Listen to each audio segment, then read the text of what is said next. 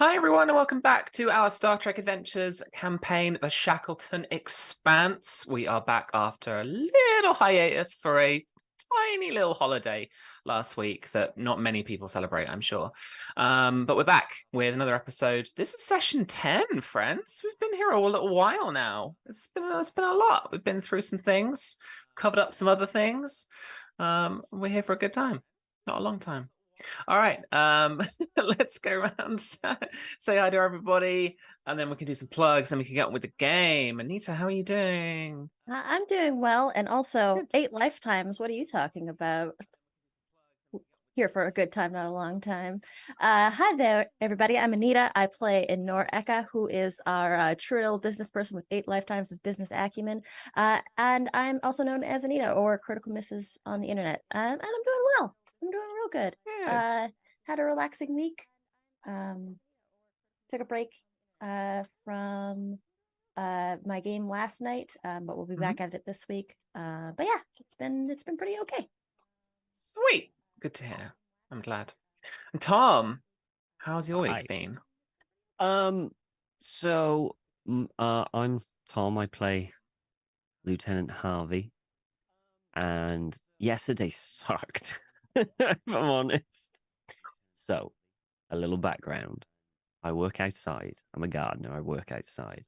And we were told with the weather, I was told by the Met Office that it would chuck it down during the morning. The So, like a reliable Met person who Office. likes, yeah, they're so reliable. So, like a responsible person, I put on my wet weather gear, which is like waterproof stuff to keep you dry, but it's really warm and it's quite warm. So there I am doing my work, whatever, doing a mowing run, which is like walking about 8-10 miles, mowing it. And I'm sweating. So I went, and it hasn't rained a single drop. And at lunchtime, I go, sod this. I'm sweating so much, I'm taking them off. So I take the wet weather gear off. I go outside. It pisses down. It absolutely. So I was in a foul mood yesterday because Mother Nature just really wanted to, Oh, Tom. I know. We're a good place where, like weather doesn't affect the thing on a station. Space. Oh, yeah. Yeah. The other place. Yeah. The other place. Yeah. I don't know if you fritz with the environmental controls enough, you can make it rain indoors. That's an episode. It's accurate. That's Yep. canonical, Yep. I Totally. think. Has it ever rained indoors in Star Trek? I don't think they've ever had the budget. I don't That's know. actually a They good did do point. they Tim's did do nodding. flight. They did do flight. That was good. Oh, did they? Deep Space Nine. They had a character from an avian society, and so they had to have somebody fly, and so Bashir helped make it. So they had a one where they're kind of floating in the air. Oh, It was like wait, a she very was in a short chair scene, but otherwise? yeah, she was in a Yeah. chair. Yeah. It was actually a really good episode. I remember it. Yeah. Yeah. Yeah, she was from like some low G world or zero G or something, wasn't she? And there was that Yeah. DS9 episode where on Riser there was those like sort of religious fundamentalists that hated the Risings and their like lovey-dovey lifestyle, and then they broke all the stuff and Worf helped them because he was mad at Jadzia. Use them in my game. Shh. What are we talking? We were making Do you it not rain remember that indoors. episode? I don't understand. What was that segue? This has gone like that, hasn't Worf it? broke the environmental controls in Riser and made it all Oh. stormy because he was mad at Jadzia because she was too like for Right. Worf. The She was too global fucking feminine environmental powered. system. Yeah. Yeah. How dare she? She had too many thoughts in that head. Bloody hell. But yeah, to answer your question, Sam, I'm all right. Good. Like I said, this can be a very apt episode. Tim, how's your week been? Is it raining? Have you been rained on? No, it's been friggin' lovely. It's been like in the mid to high 20s the whole time. Celsius, for those of you who don't know what that means. Yeah. And I'm in heaven. I'm like a rock. I'm like a lizard. Just give me a rock and let me bask. I love the heat. Yes. Hotter the better. I'm the worst Canadian in the world. I don't like to ski. I don't like to skate. Like, I'm a bad Canadian. So, otherwise it's been all right. Yeah, I rode my bike to work. I'm feeling all butch. I'm wearing a Henley. I feel hot. Yeah, this is a good day. Oshron's You're got ready to snacks. go. I'm playing Oshron, the ambassador to the Federation, by the way. I'm an Andorian. I got antennae. One day I'll come in Blueface, but it really won't be a day when I'm at work because that'd be awkward. Hi, can I open an account for you? Why are you blue? Bit odd. Why aren't you blue? Yeah, just throw it back I mean, at him. I would ask that back, but you're angry, not professional. Customer service jobs. Yeah. Okay. Whatever. Susie, what's up? Hi. Hi. Hi. I'm Susie. I play Chief Pay Officer Burrell, who's half Klingon, half human. But yes, Sam. How many boxes is that green screen hiding? Many boxes. Many boxes. Are you moving? Yeah, tomorrow actually. In about 24 hours, I get the keys to my new place. How exciting. It's completion day, finishing day, whatever the fuck it is. What do they call it? When you buy a place? Completion It's day here. It's that tomorrow. So we get a call from our lawyer being like, hey, go pick up the keys and then we can move in. I'm very excited, but my life's in I boxes. didn't know it was tomorrow. I mean, know. thank you for coming on today. I don't think I would have done that having moved last year. That close to my completion day. I'm dedicated. I appreciate it. Yeah. And I want you all to you know. have a log, by the way. Oh, great. Yeah. So I want you all to know the second that we started talking about raining, it started raining here. So thanks, Tom. Prophetic. Thanks. You're welcome. Well, it's been a couple of busy weeks at Modiphius. We had some big Star Trek news today, friends. So we just announced the fact that we'll be releasing a solo version of Star Trek Adventures in a month's time. So if you have not been able to find a group, you do not have a GM or anything like that, this is the book for you. Captain's Log, from a little concept that I had a couple of years ago of if you could write a captain's log and then you could journal it and play, all the kind of favorite solo RPGs that you love, your Iron Swans, your Wretched, stuff like that. This is the game for you. So check it out. It's on pre-order right now, actually, on Modiphius.net and Modiphius.us if you only the North American store.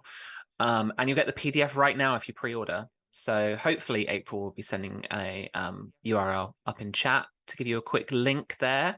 Otherwise, you can just head over to Modiphius.net and find it that way. But yeah, really excited about that because I think that's going to be really cool. And that's going to be coming to launching. We'll have a few copies at Gen Con as well. So that should be launching at the same time the Lower Decks game happens. So I've already talked about us playing a Lower Decks episode, and I think we should do that around the Gen Con week when I'm not there because I've avoided it this year. Anita, are you going? I think you. I am going to be at Gen Con this year. You and Noir are going. Yes. I know Noir's going. And I've got my little pendant. You got your little Dreams and Machines pendant. Yeah, so I'm gonna see y'all at New Mossgrove. We should do a live show next year at Gen Con. Ooh. We should. We should. Yeah. Let's do it. I think I have the right connections that can help make that happen. Ooh. You may actually tempt me back.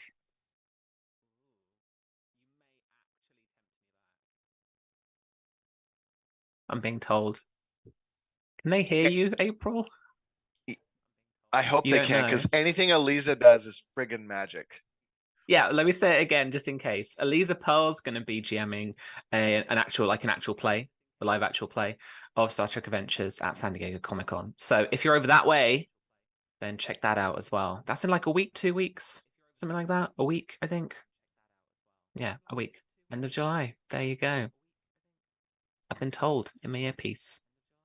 I could never present properly because then I would just sit there just staring at the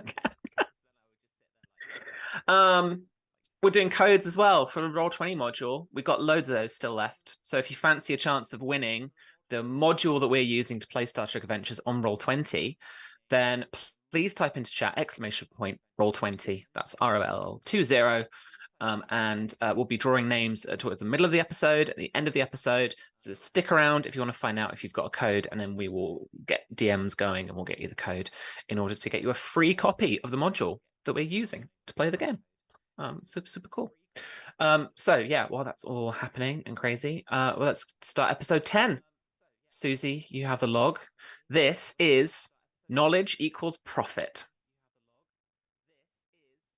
Station log, stardate 48832.3. After a few hectic weeks on the station, the last two have seen us focus on more business as usual tasks. Both Starfleet's 20th Fleet and the 81st Imperial Fleet are out charting the Expanse. Both ambassadors have made a pleasant few initial greetings with nearby systems, and the station itself has never been more diagnosed, maintained, configured, modulated, and recalibrated. You'd think the engineering team would be bored by now, and yet they've improved the EPS grid efficiency by another 0.133% this week, and yet I can't help but think about something my mum would always say back on Kronos. If the sow hasn't growled in the last week, you know she's due one. That sounds like something my own mother would say. I love it so much. And so, Burrell, that's where you find yourself in ops, actually just managing ops from your position as the operations manager of the station. So you've got various people working for you. You've got security as well on their station. You've got kind of science and comms and tactical and stuff like that, all working away. The admiral's in their office. Oshron, you are in your office just off to the side of ops, and the kind of familiar beeps and little whistles of the control panels kind of spell the boredom that you can't help but feel has permeated the station for just a little bit longer. I'm gonna send a message to Burrell. Hey, we should do a party soon. Burrell, like, here's the, like, are you sending it on like a pad? And she's like, Just I like imagine your she's at her station. desk and she's got like 20 pads around her. She's like, oh, And I'm shit, which one is it?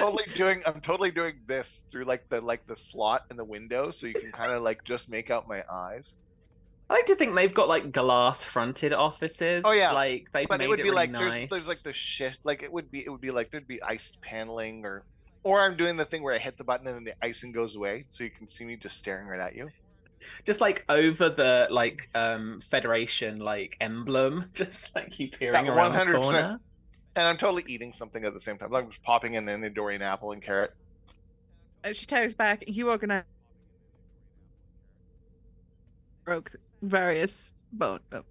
Oh. Hello, are we good? Hello? Yeah, hello. Oh, my mic just The went. pad Your mic cut shocks out for a her. second. She's like, you organize it this time. Last time there were too many injuries when I did it. Right. Okay. Well, there are a few kind of bleeps and words from tactical, and the officer that's there. This is your co-security officer. This is the Klingon side as well. So this is Lieutenant Carbell.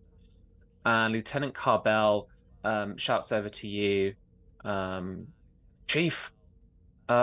We have a ship warping into the system. Unknown configuration. And he's like trying desperately to just like punch away at the console to try and figure out what is going on. Okay. There's my warp sound. There we go. Oh. And he's going some initial Bravo. readings. And there's folks on sensors and like kind of a few of the Starfleet crew start saying as well, and kind of filling you in with such. It looks like a pretty big ship, Chief. We've got about something that's a hull configuration about 2 kilometers long, and she like punches in the like things again to like double check the reading. And she turns around and just says like 2 kilometers long. I don't know the configuration. Okay. Burrell calls for a couple of units to go on standby just in case this is a hostile, craft, and she's trying to hail them. Yeah. It looks like they're responding on screen. And then like the friendly, large-lobed face of a Klingon daemon greets you on the screen. I'm sorry, a Klingon daemon or a Ferengi Klingon, daemon? no, Ferengi daemon. Okay, because sorry, there was my a moment God. there where I was like, "Oh, this is going to be a great episode." Klingon trader. Uh, Not quite. Ferengi daemon greets you. And so he's kind of very smiling, very broad. Admiral, Admiral? General. Chief Petty Who Officer are you? Burrell. Would you get Chief- me? Would you get me someone that can speak on behalf of the station? Burrell gives her best customer service smile, which is not. Imagine like wait staff at the end of a 12-hour. And she's like, please hold. Puts him on like the Federation screen. Pinches the bridge of her nose. And then she tries to hail through Admiral, anyone who's available. Someone higher up than her. What's the hold music on? I've always wondered that. Is it just They like just like mute a them, right? like? Is it still like Ipanema? I think it's like it's a It's Muzak version of the Star Trek theme. Nice. Yeah, All just right, like a and the MIDI Google version. search is about to happen. Hold on. Just like the MIDI version. Yeah, okay, so like you've muted him and he's just kind of sat there like looking around at, his crew as well, and just kind of sat there like on hold on the screen. The Admiral actually turns a corner to your office, Oshron, and she's like, Ambassador, sorry, can you deal with the Ferengi? Sure. Is there anything I should know? They seem to have known you. Do I know that? Did I hear that? Or were you gonna say I heard that? My sound Well, suppressors were off. Well, I mean, if they're here in the sector, this is the first time they've really approached the station, so I assume they would have done their homework. So please just stall them until I can get to them. And she kind of just turns and like whisks away. No problem, Admiral. All right, I'll step out and I just kind of give Varel like my winningest smile. Like As you do, you got can see on the this. screen like the daemon is kind of like he's mouthing really, really widely, like,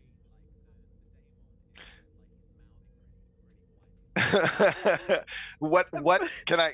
You know what? I'm not gonna mute him yet. I'm gonna look really confused at the screen, and I want to try and like figure out. Like I could just turn it off, but Oshron would just be like he really wants to figure out what he's mouthing. Like that's more important than taking him off mute at this point. So I want to roll. Like, it's partly to try and get momentum, Okay. but I figured that would probably be an insight command. Insight command? Yeah, okay. Cool. Yeah, no, I have no idea. And I look confused. I'm like, 1 minute. And I just kind of like look over at Varel. Hey, unmute? Huh? Sorry, I didn't hear that, sorry. Oh, unmute? Unmute? Yeah, she's sort of like she's turned her back to the screen, so if anyone's watching, they can't see her, and she's sort of like low-key like laughing a little bit, and then she just presses the unmute button, and then she fixes herself and Yeah. turns back around. Oh, thank you, Varel. Damon, how may I help you? I'm Ambassador Oshron, Federation. Ambassador Oshron, yes. Yes. How can I help you, Damon? You are Damon Zog. Damon Zog. What can I do for you? Well, we wanted to approach Narendra Station as a matter of friendship or propriety and make our intentions known in the sector. We're new to this sector of space, and I have the authority from the Grand Nagus to conduct business opportunities in the sector. Do you? That's fantastic. What a honor that is from the Grand Nagus. I would be delighted if we could be on board. Beam aboard, or do you want to just dock, seeing as I'm sure you have things to unload if you've purchased a shop space here. Oh, a few ships could dock. That would be hugely beneficial. Sorry, few ships?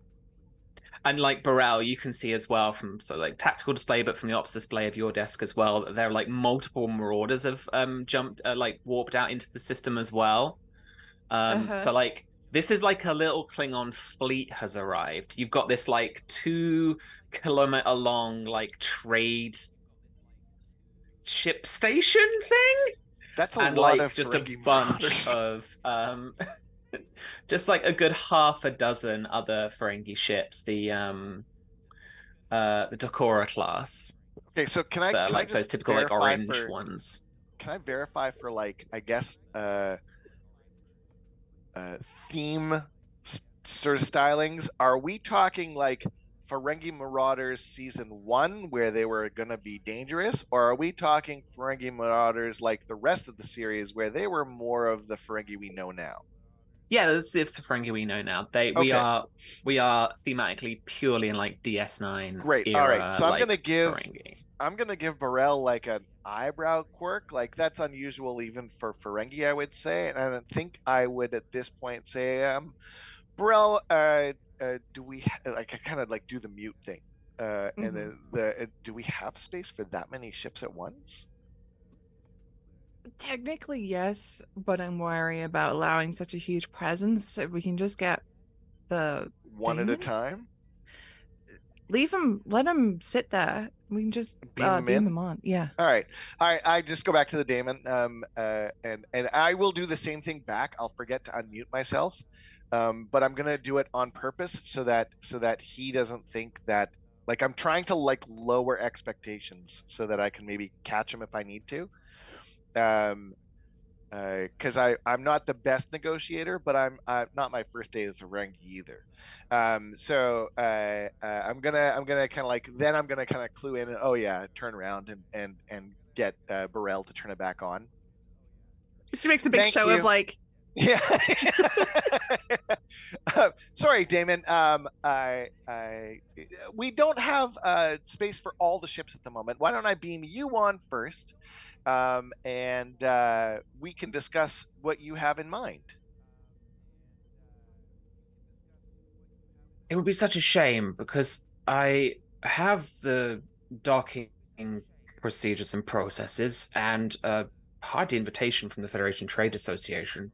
And they're like those things are literally being like messaged to your ops station, Burrell, as well. And he's got like formal invitations to like dock and shit. and I would go ahead. Could I, as I look at them, see if there's anything that gives them away as being like forgeries, see if they're legit? Yeah, absolutely. I would say this is insight or reason and security. Okay. And this would be to establish whether they're fake or anything. Difficulty 1. I'm going to throw in a couple of threat here to make it difficulty 2. Okay. Yeah, screw it. We'll just blip. Oh, 2. Oh. These are absolutely legit. Okay. And she's just gonna mute him really a quick so she can speak to Elshron. Yeah. They all check out. Yeah, that's fine. It's still logistics. Yeah. It's a simple matter of logistics. If we get him in a little forward party, then I can sort of arrange. Yeah, and that's procedure scheduling. anyways. There's nothing unusual about that. If his one ship wants to dock, or if they want to line up and start docking, they can. But yeah. Okay. Unmute. So again, Damon, there's no doubt in your validity. That wasn't the question here. The question was sheer logistics of ships. You have very many. We're not ready for that many ships. So if you would like to beam aboard, we can start your process of beaming one ship or docking one ship. And then in that case, carry on from there.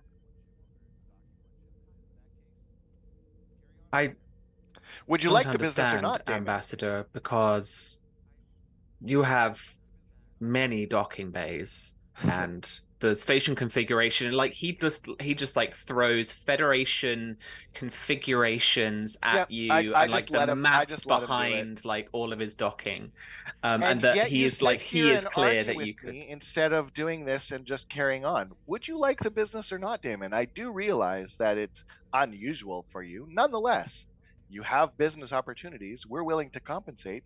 This is how it's done. Yes or no? I'm gonna get you to roll now. Okay, what am I rolling? This is going to be a presence and command test. And I'm going to yeah. make this in opposition to you as well. So where's my dude? Where's Damon Zarg? Here he is. Any special thingies that I've got? So I'm going to activate my talents. It doesn't really activate, but so my ambassador is a talent.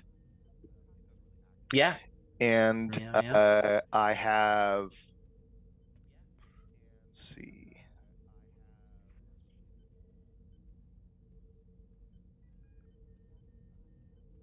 I will give you a threat and purchase untapped potential momentum. So I'll add, right? Adding a momentum dice, is that right? Characters Let's receive bonus double momentum. check. Whenever the character succeeds at a task, it's afterwards. Never mind. Would crisis management count? No. Not here, I don't think. Not quite yet. Not yet. Or constantly watching? That's a ton, isn't it? Constantly watching. When you attempt a task to detect danger or hidden enemies? This is a like social conflict, so it's not really there's no lack of hidden enemies here. Okay, well then I guess that's it. Or I guess proud and honorable would count. Whenever I attempt a task to resist being coerced into breaking a promise, betraying our allies, or otherwise acting dishonorably. Would it be dishonorable to have them all on board? It'd be dishonorable to. Ooh. This sounds like a stretch, Tim. Yeah, that's okay. Whatever. Then I don't have any. All right. So 2 it is. Negotiations, I'm going to activate my focus.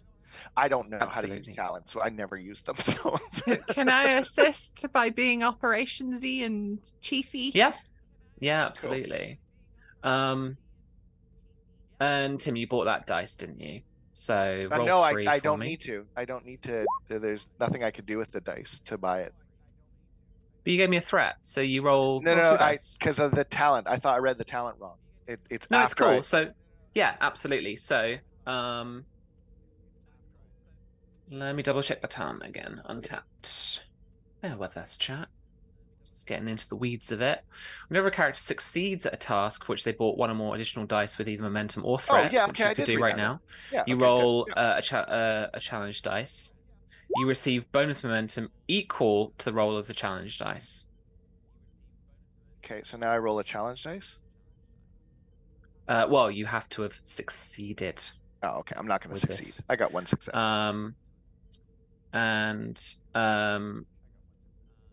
Yeah, this is going to be difficulty 3 because free advice is seldom cheap, according to his special rules.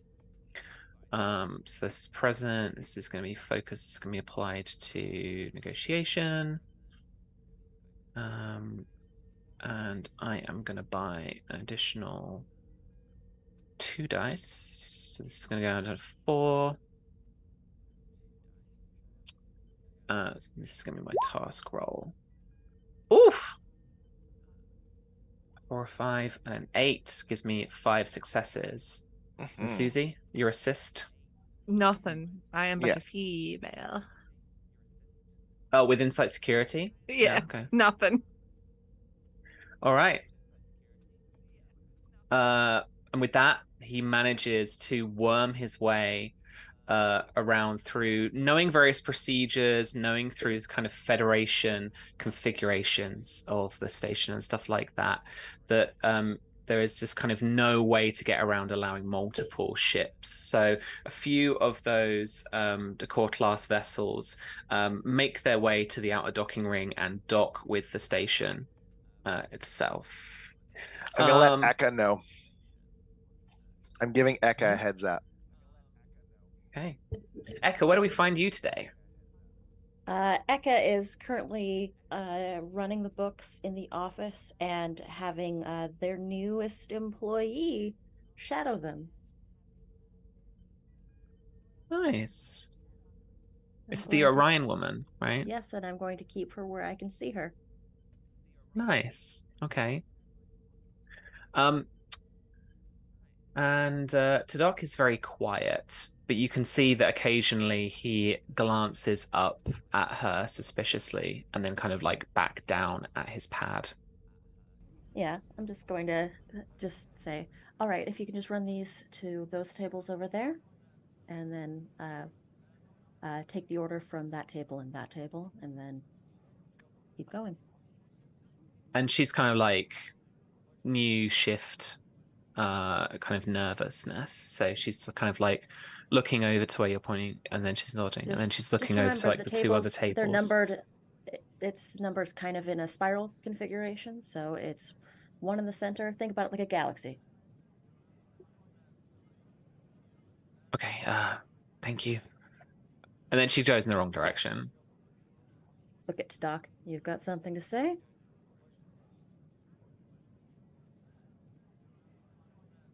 There is nothing about her actions or her appearance that I can logically attest would be a security threat. But sensing a but. Vulcans do not prejudge. I feel you might be a little. I am trying not to.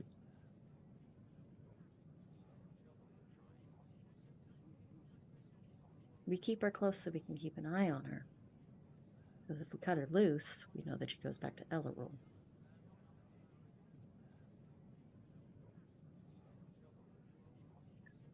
I feel we should do our best, at least to be seen to fulfilling Ellerul's request. Of course. I've got a little bit of a backup plan on that as well. Wish I didn't have to play that card, but if worse comes to worse, I have to do what I have to do. And when we don't deliver Jagadish back to her?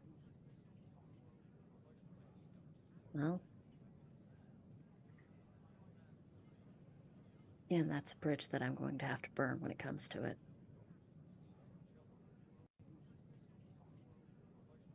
Very well. Though, And then you I just hear do this like appreciate- clatter of drinks from like one of the tables over in the actual bar. And he just kind of maybe slowly she'd be better turns behind the bar. Mixing drinks? where there are more bottles. Well, I figured chemistry is kind of her thing. Mixing things in precise quantities. Perhaps she could work on the specials menu. All right. I'll get up and head over. It's okay, they can always be re-replicated. And she's just so apologetic. Oh, I'm really sorry. Don't worry about it. It's your first day, and it's a stressful thing for anybody. How'd you feel working on the specials? Just all you have to do, go over to the replicator, put in the order, put them on the counter. Someone else picks them up. Okay.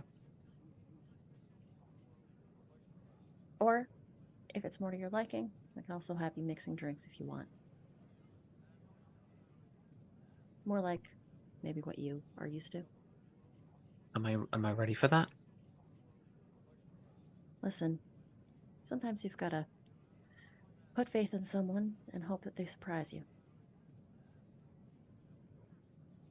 Mixing things in Okay. precise quantities, and Eka will sort of walk with her behind the bar, grab a couple of bottles, does like a little bit of a flare flip, and very simple. Pours one liquor in. It'll stop automatically. Oh. measures out shots precisely, and then grabs another thing from behind the bar. That is the simplest drink you will ever make. It is just clear spirit and juice, or clear spirit and soda. And are these your specials? Not really. These are just what we serve everybody sometimes. Depends on what they want. Pouring ales is a little bit differently, a little bit more intensive. Just got to make sure you don't. Pouring a good pint is tricky. Got to make sure you don't have too much foam on the top. And she like takes a glass. I need to do this because I've seen it 100 times. It's really funny. And she like tries to like kind of pour her first pint, and it's like just head. That's why you have to tilt the glass. And then she's just like, Mm. and it's all You know like what? pouring out of the top. I'll put you on the specials today. Is the Okay, special and root she's- beer? And she's still just holding the tap down as well. Just put it back up. Oh, okay. Can I just do like an insight? I just want to like see, is she purposefully being bad at this, or like is this like a willful incompetence, or is this like just I am a fish out of water, in over my, like I don't know what I'm doing. Yeah, absolutely. I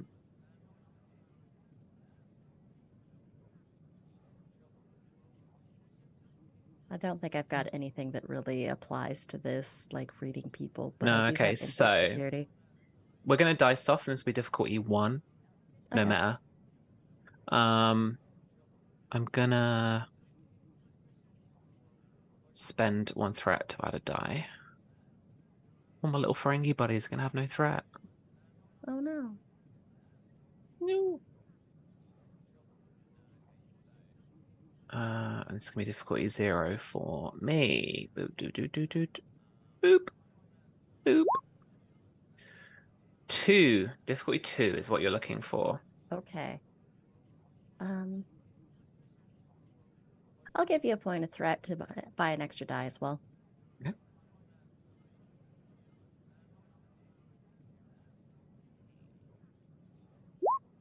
2 successes. All right, with 2 successes, you feel like this is a little bit labored.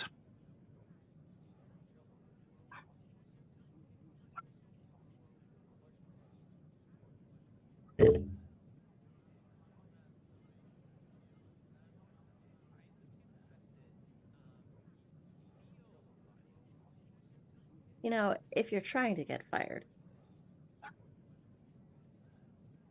I'm you not can cut trying it. to get fired. I just don't think this job's for me. What job do you think is for you? I don't know. I just working for El Rule just really kind of spam me around a bit, and I'm just trying to, like, I know that like I'm indebted to you, and I do want to like pay that off, but if I You could don't have just to pay maybe anything off. In fact, I'm paying you to work here. You make a wage. Oh, okay. If I could just have a little bit more time to just, I don't know, find my bearings here, and then All right. maybe I can help more with the bar or something. Well, if you need to acclimatize, you need to acclimatize. I get that. Tell you what, I have set up quarters for you in one of the lower levels. If you want to just take the time, relax, explore the station. We've got some Ferengi traders coming in. Just Oh. see what you can hear about the station. See what feels right. Okay. Sure. What was that? That is something that I'm keyed into. Well, because you were like insinuating really more what to do. So she was. You could okay. see that she was trying to kind of pick up on that. If you want to try and get Okay. more of that, I don't think then- I'm trying to. I don't think I was trying to insinuate anything. I was just trying to just let her know that, like, if you wanted to try and talk to people, get the scuttlebutt around the station, just figure out what feels right. That's sort of what Echo was trying to put forward. Yeah, absolutely. What comes across at face value is that she kind of like she just made sense of what you were saying. She was like, Yeah. oh, like gossip and stuff like that. Yeah. If you wanted to dig into it anymore, we could like Yeah. I'll leave roll it. again. I'll leave it lie on the table for now. Okay. Cool. All right. So Seema Ekka's heads new off. value is Never playing in trusting a little bit here. Ryan. No, it's Oh, yeah, staying yeah. safe sometimes means trusting others. Oh. So All right. So yeah, Seema scuttles off to the gallery into the main kind of galleria area. and I'll just sort of look at the doc. If you want to see if your suspicions are founded or unfounded, you can always follow at a safe distance. And he like hands you the pad and just goes. Yep. Discreetly.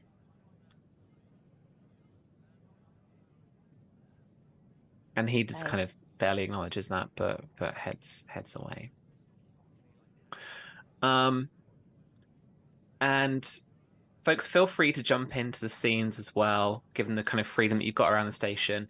But I wanted to bring in Harvey as well. Harvey, taking you by surprise a little bit, the like docking rings and docking bay area are now like a buzz with Ferengi merchants. They're like carrying boxes of stuff on like grav lifts. They're like all kind of, you know, trying to wave anybody down, and like they're like it's like 100 door-to-door salesmen have shown up, and they're all just trying to flag people down, talk to them about things, get them in multi-level marketing schemes, all this kind of nonsense, right? So they're all like just I've been kind of working invited their to way about- through the station. I've been invited to about 5 pyramid schemes. You know, it's Yeah. yeah. They're trying to invite people back over to the cruiser that they've got that like houses all of their business suites and like offices and even some like industry. Like they're actually telling people, no, like come to our factories, like see how we're making things. It's like that, like on an industrial kind of scale almost. So, you know, you can easily check out like a one of the like system registry things on the station that just lets you know that like, you know, like 3 or 4 of these Ferengi marauders have like docked, and they're going to have at least about 800 crew on them at any given time. So the station is just starting to, it's like spot the member of Starfleet in amongst the sea of Ferengi salesmen. Brilliant. Just brilliant. He's probably just gonna try and do the best he can with his job.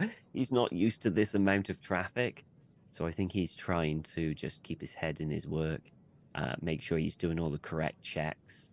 I think he's probably like being a bit more on the ball, considering how the Admiral came to kind of look for any little kind of problem with that. So now I imagine he's quite on the ball about if anyone's trying to potentially bring in something that they're not allowed, that is illegal in Federation space, to sell, or you know, just something that seems a bit odd.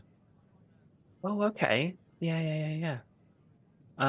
Every single one of them's bringing in something illegal. I can already tell. Oh, like 100%. You just got to find. You just got to figure out how you're going to find it. Yeah, absolutely. Well, like, you know, you've probably got a little bit of this to do, but I also wanted to offer you the opportunity to work on your freighter as well, because we haven't really got around to that for like a couple of weeks or so, at least. So, like a couple of sessions. So, yeah, okay. So as part of your work, as part of your due diligence, yeah, I want you to work with the flight crews then to like, because they're gonna have like shuttle pods and stuff too. They got those little weird Ferengi shuttles that look strange. Like they're coming into the docking bay as well. Like this little like flotilla that's out there by the 2 kilometer cruiser. Yeah. So like all these little ships are coming into the docking bays and stuff as well. So Okay. Do you think the Ferengi shuttle were designed by the same people who made the pod jumpers for Stargate Atlantis? They look almost Oh, identical. It's just one's yeah. orange and one's gray. Yeah. Yeah, I'm I gonna have have a to look feeling it that up. I have a feeling like one of those ships was like left over in one of the sets, and Yeah. they're like, "Hey, look, it's built. We don't need to spend the 100%. money to do it. Let's just use that." 100%. Yeah, That's exactly definitely. what happened. 100%. So, Tom, What how would do you want like to me go to do? about looking into this then? Like checking Uh, manifests, like checking things as go as they dock. But what do you Yeah. want to use for the test? I probably will want to use probably maybe the station sensors for anything particularly dangerous. Um, so it'll probably be a scan. So I think he's quite thorough on his scanning of every shuttle that's coming, because I imagine that when a Yeah. shuttle comes in, it gets a scan anyway, just Mhm. for security purposes and stuff like that. So I like to think that he does a more thorough scan on the shuttles, because he's not doing all of them, of course, but Yeah, the yeah, yeah. shuttles that he's You've been focusing picked on. for a random search. Yeah, absolutely. Yeah. You've been Okay. for a random search. Sensor sweeps are reason and sciences, Reason and sciences. Okay. assisted by the ship's sensors and sciences. Okay. Quick hands. Who wants to roll for the ship? Anybody? There we go. Do it. Do it. So the Um, station's sensors and science. I would like to use the focus of composure. While this is a very stressful and thing, that he's keeping his composure to ensure that the scans are perfect. I think that's a stretch.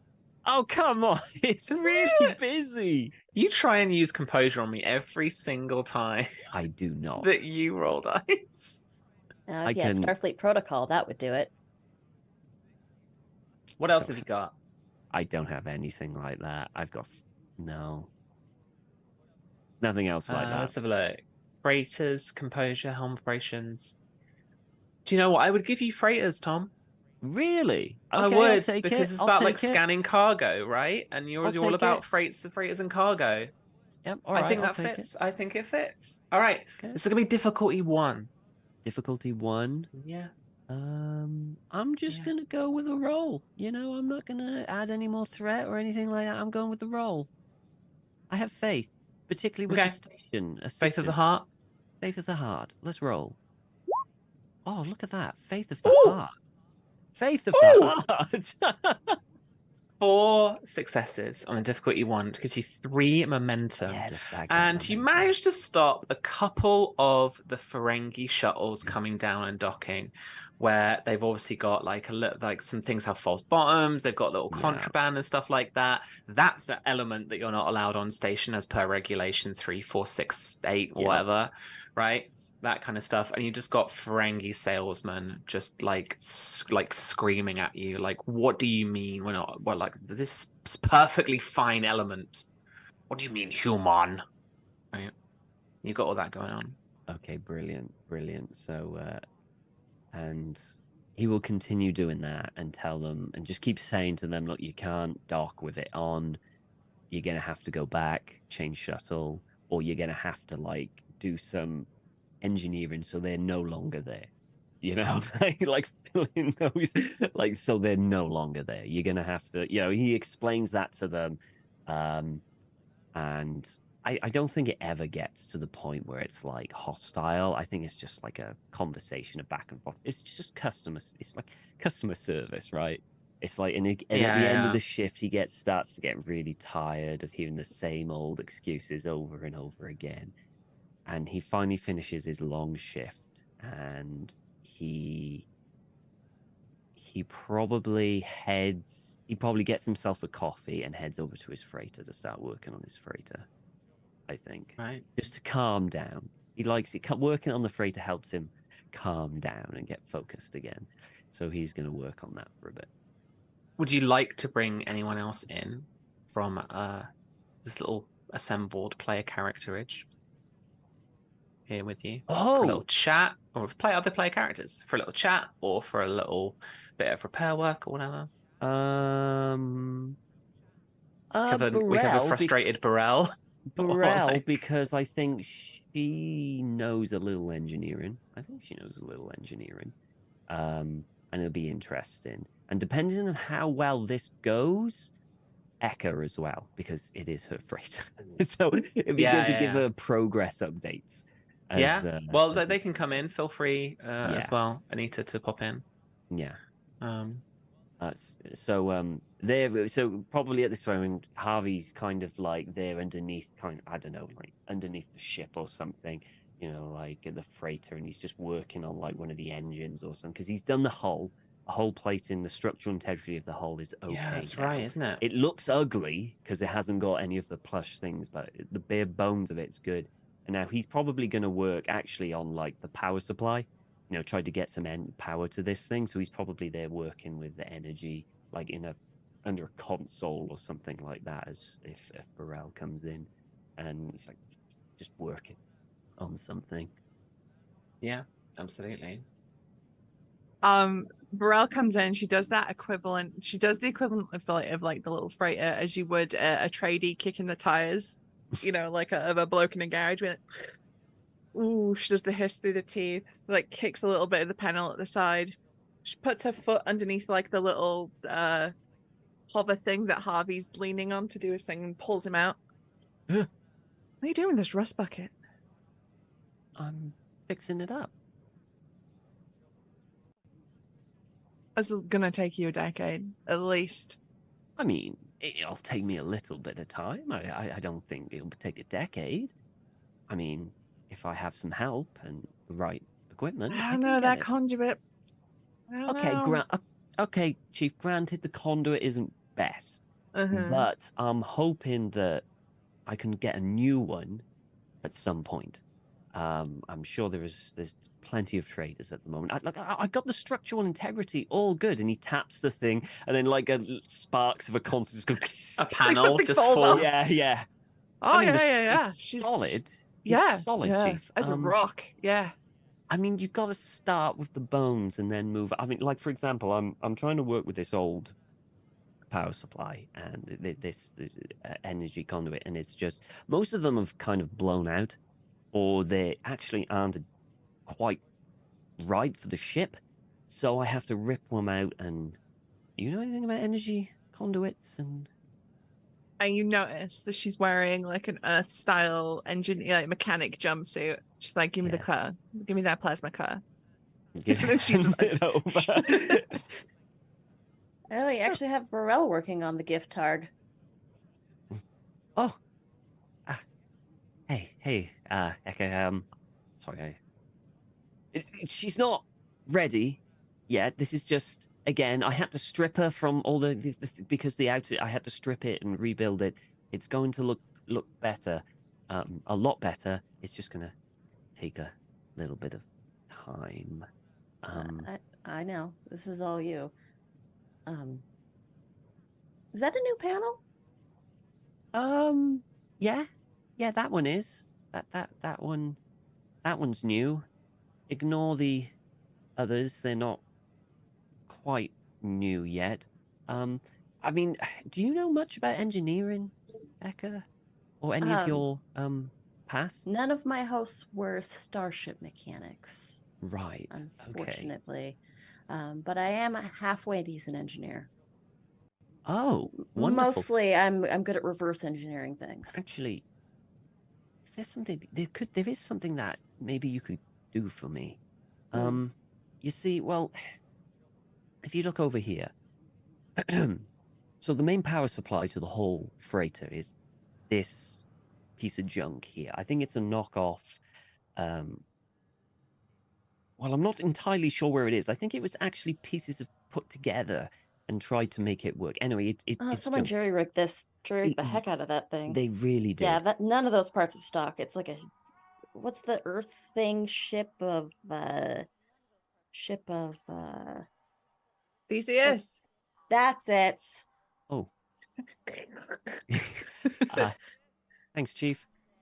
Well, my idea is that I'm going to tear the whole thing out. I'm going to detach it all, tear it out. Well, I could really do with a brand spanking new one. Now, it can be Federation. It can be Rigelian. it can be whatever you want. I can hook it Well, up, and we A can. whole bunch but- of Ferengi merchants just came on board, so maybe one of them has some spare parts. Well, I was thinking that, but I figured my business acumen is not particularly good. No, that's however, me. Let me send me the part number, and I'll see if I can source one from oh, Excuse one of me, our guests. human, human. oh no. Not a human. I have parts. No, he's not talking to you. No. Yeah. He's Oh, talking to no. Harvey. I have parts. No. What do you need? I have many parts. These EPS conduits, they look 40 years out of date. Aren't you in a private hangar? It's not quite private, so it's Okay. probably I was like, off oh to my the god, they're side everywhere. somewhere. They're like tribbles. Yeah, although it could be private, and it'd be even funnier if he just turns up. They are like Tribble. They are just Yeah. they are like Tribbles. They are just hanging around. He's gonna. This hangar is out of limits. It's not. You No. can't- Listen, Arnalda. Pleasure to meet you. Nice to meet you. And he gives you like a very quite aggressive, like Okay, energetic yeah. handshake. Yep. Mm. These parts, top quality, lowest prices in the quadrant. Here. And he's like just like pressing a pad, like against- Okay. You know what? You know the perfect person to talk about this. This lovely person right here, Eka. And he hands them the pad. I'm just gonna. The get gift back to- targ, while Harvey is currently fixing it up, is actually my ship. So I would, of course, have to inspect all merchandise physically before. the proprietor. Excellent. He's just like shut up. I'd be making all purchasing decisions, and but however, I would have to take a look at the merchandise before. We're currently in need of a new EPS junction box. It's from a Rigelian freighter. Yes, Rigelian. Yes, I could look. And he's like scrolling through all these things. Then he's got like a Rigelian index of stuff and like all these different parts and stuff like this. I can replicate that for you back on with the cruiser. Yes, best price in the quadrant. Best price in the quadrant, huh? Of course. That's what was my name again? Ola Onaldar's guarantee.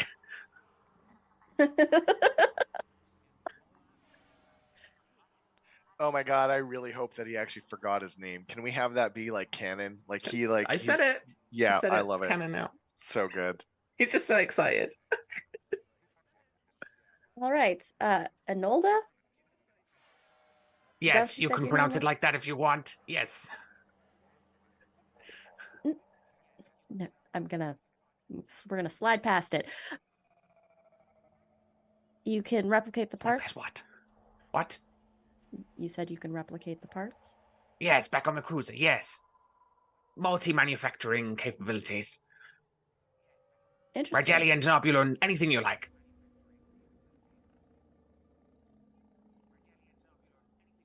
Well, why don't you give me a tour of this facilities, and we'll see if we can strike up a business partnership. Oh, gladly. And he like leads, like he's gonna like lead you off to a shuttle. And as she leaves, If I'm not back in a half an hour, call to dock. yeah, he Never follow a regularly. Ferengi to a secondary location. Harvey kind of pops up and goes to the chief, and they're going to ransom her back, aren't they? I would Yeah. love to see them try. Oh, okay. He goes back down. Woe betide any Ferengi that tries to screw Edgar over. Yeah. I love that we were talking about doing a lower decks episode as if that's not what we do every week. Like, Yeah. All right. Ekka's led off to their inevitable demise, I guess. Or I don't know, they're just gonna drown in catalogs. Listen, if I get the new value, never follow a Ferengi to a secondary location. We'll I know want why. you to have that value now. We'll have to challenge something. Okay, but so just to kind of like, I'm gonna timey-wime this a bit. So like, he's like fully legitimate.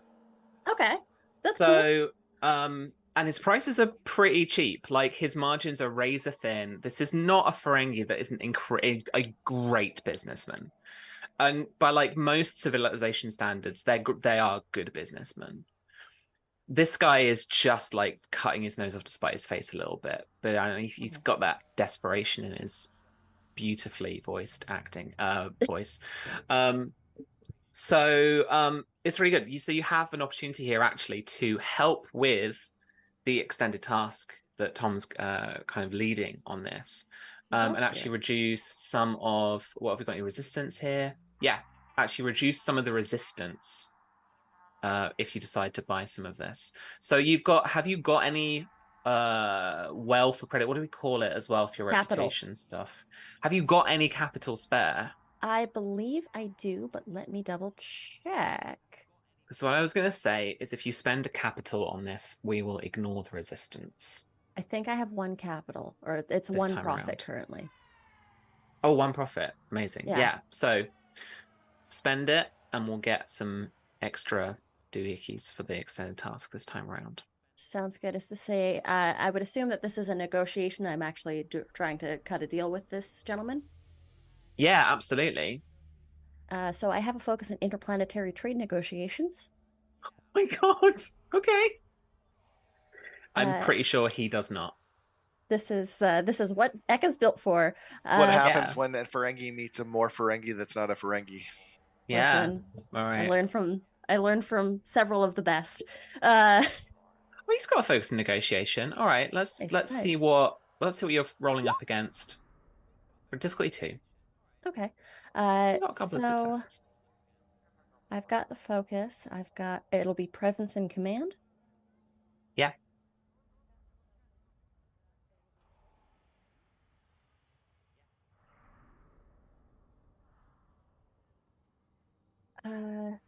Ooh, okay. We've got 3 And I momentum also too. have, yeah, I have if you momentum. want I'm any going to extra spend a dice. momentum on an extra die, and if that's okay with everybody. And I also have something additional that I can do after this roll, but it's tangentially related. So I will roll this. That's 3 successes. Beautiful. Okay, so that's another point of momentum back to you. Okay. And I'm going to say you don't need to spend the profit to get this. Like, there's Okay. enough negotiation going on. There's some latinums being exchanged, right? But it's basically like you're getting a great deal, and you're probably also setting yourself up to kind of like make good on some trade and some promises and stuff kind of later on down the line. Something that the investment in the freighter will pay off for this Yeah, Ferengi a little and bit I've got too down the line. and now I have a contact in good standing with this Ferengi trader that does parts and repairs. Yeah. So I can also, Onaldar, I will type his name in chat.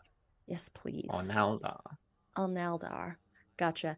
Also, I have my assignment is merchant. I have once per adventure I can waive opportunity costs on up to 3 Oh. items of equipment being acquired by other player characters. It just Beautiful. costs threat.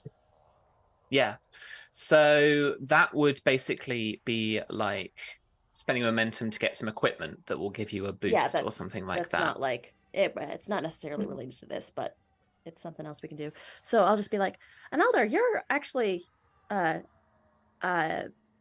your work is very good, and you know what, I think how would you feel if I was able to send you more business in the future? Oh, more business? Absolutely. Of course, for say a 5% cut, finder's fee. 2%. 4. 3. You got a deal. Oh man, I totally would have 3. 2.5. You said 3. You already agreed at 3. Fine. And he shakes your hand.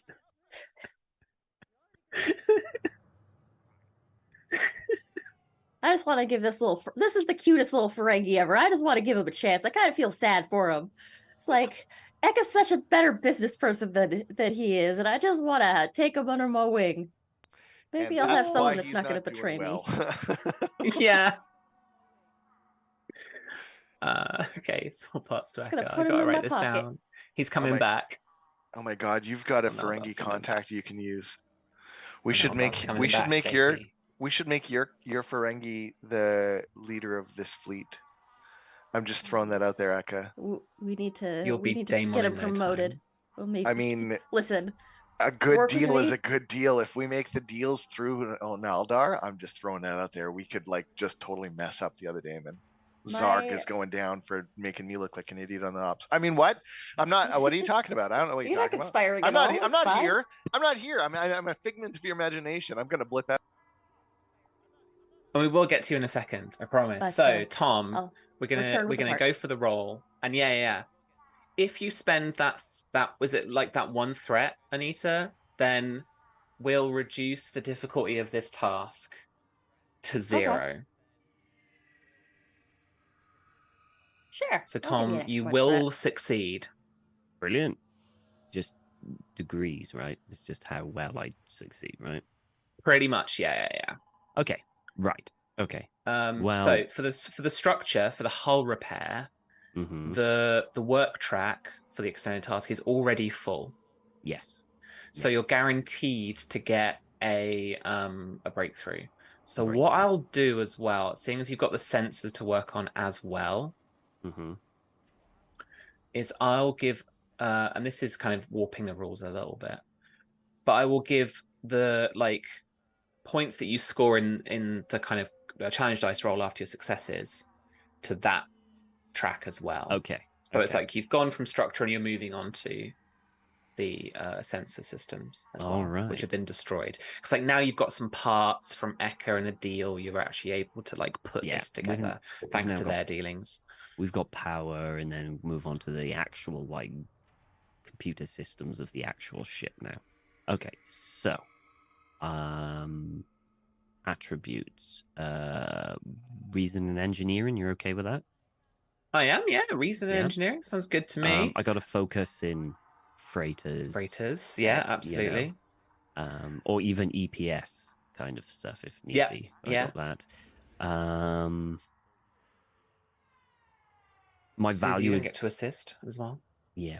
Yes, Burrell, please assist. Would you class this as maintenance specialist? Can I use maintenance specialist with this? What's that say? What's the actual You're an talent expert in language? conducting and directing normal day-to-day maintenance and repairs on Starfleet equipment. Whenever you are required to perform maintenance, reduce the difficulty by 1 to a minimum of 1 and half the time required to complete the task. Beautiful. So yeah, that would apply. Which So we've in already my got the values difficulty down to is- 0. Yeah. So it's more the time kind of. It's just a Yeah, absolutely. kind of thing. Yeah. So for Burrell, like Harvey's working like crazy speeds. You said probably jokingly, but like this is going to take you decades. It's not taking him decades. It's taking him like hours. God This is damn. mad. Look, so I'm in my element. Burrell, how are you? How do you want to assist? Uh, What stats do you want to assist? probably control and engineering. You know, I'm there to Nice. be The the fine-tuning steadying and- hands, the fine tuning. You know, the extra pair of Nice. hands he needs. Yep. Mhm. Never mind, I'm useless. Yeah, I got it. 3 successes gives you 3 momentum. You have a full momentum pool there, guys. So we can't add any more to that. So you've got a full stack of 6. Cool. And Harvey, you're going to roll me Yes. 2 challenge dice plus your engineering score. What is your engineering 4. like value? 4. 4. So you're going to roll me 6 challenge dice. 6 challenge die. Yeah. We're going to ignore any resistance. And that's 6. given you the breakthrough Mhm. anyway. And then we're going to apply 6 work to the sensors as well. So we'll ignore that resistance. So we've got 6 out of the 10 work that you need to like fully fill the track. Because you scored more than 5 or more in one go, you have also scored a breakthrough in this extended task. So you've got 1 out of the 2 that you need. Brilliant. Yeah. So you literally have almost repaired this freighter. Fantastic. There's just 1 more breakthrough to go. Brilliant. Okay.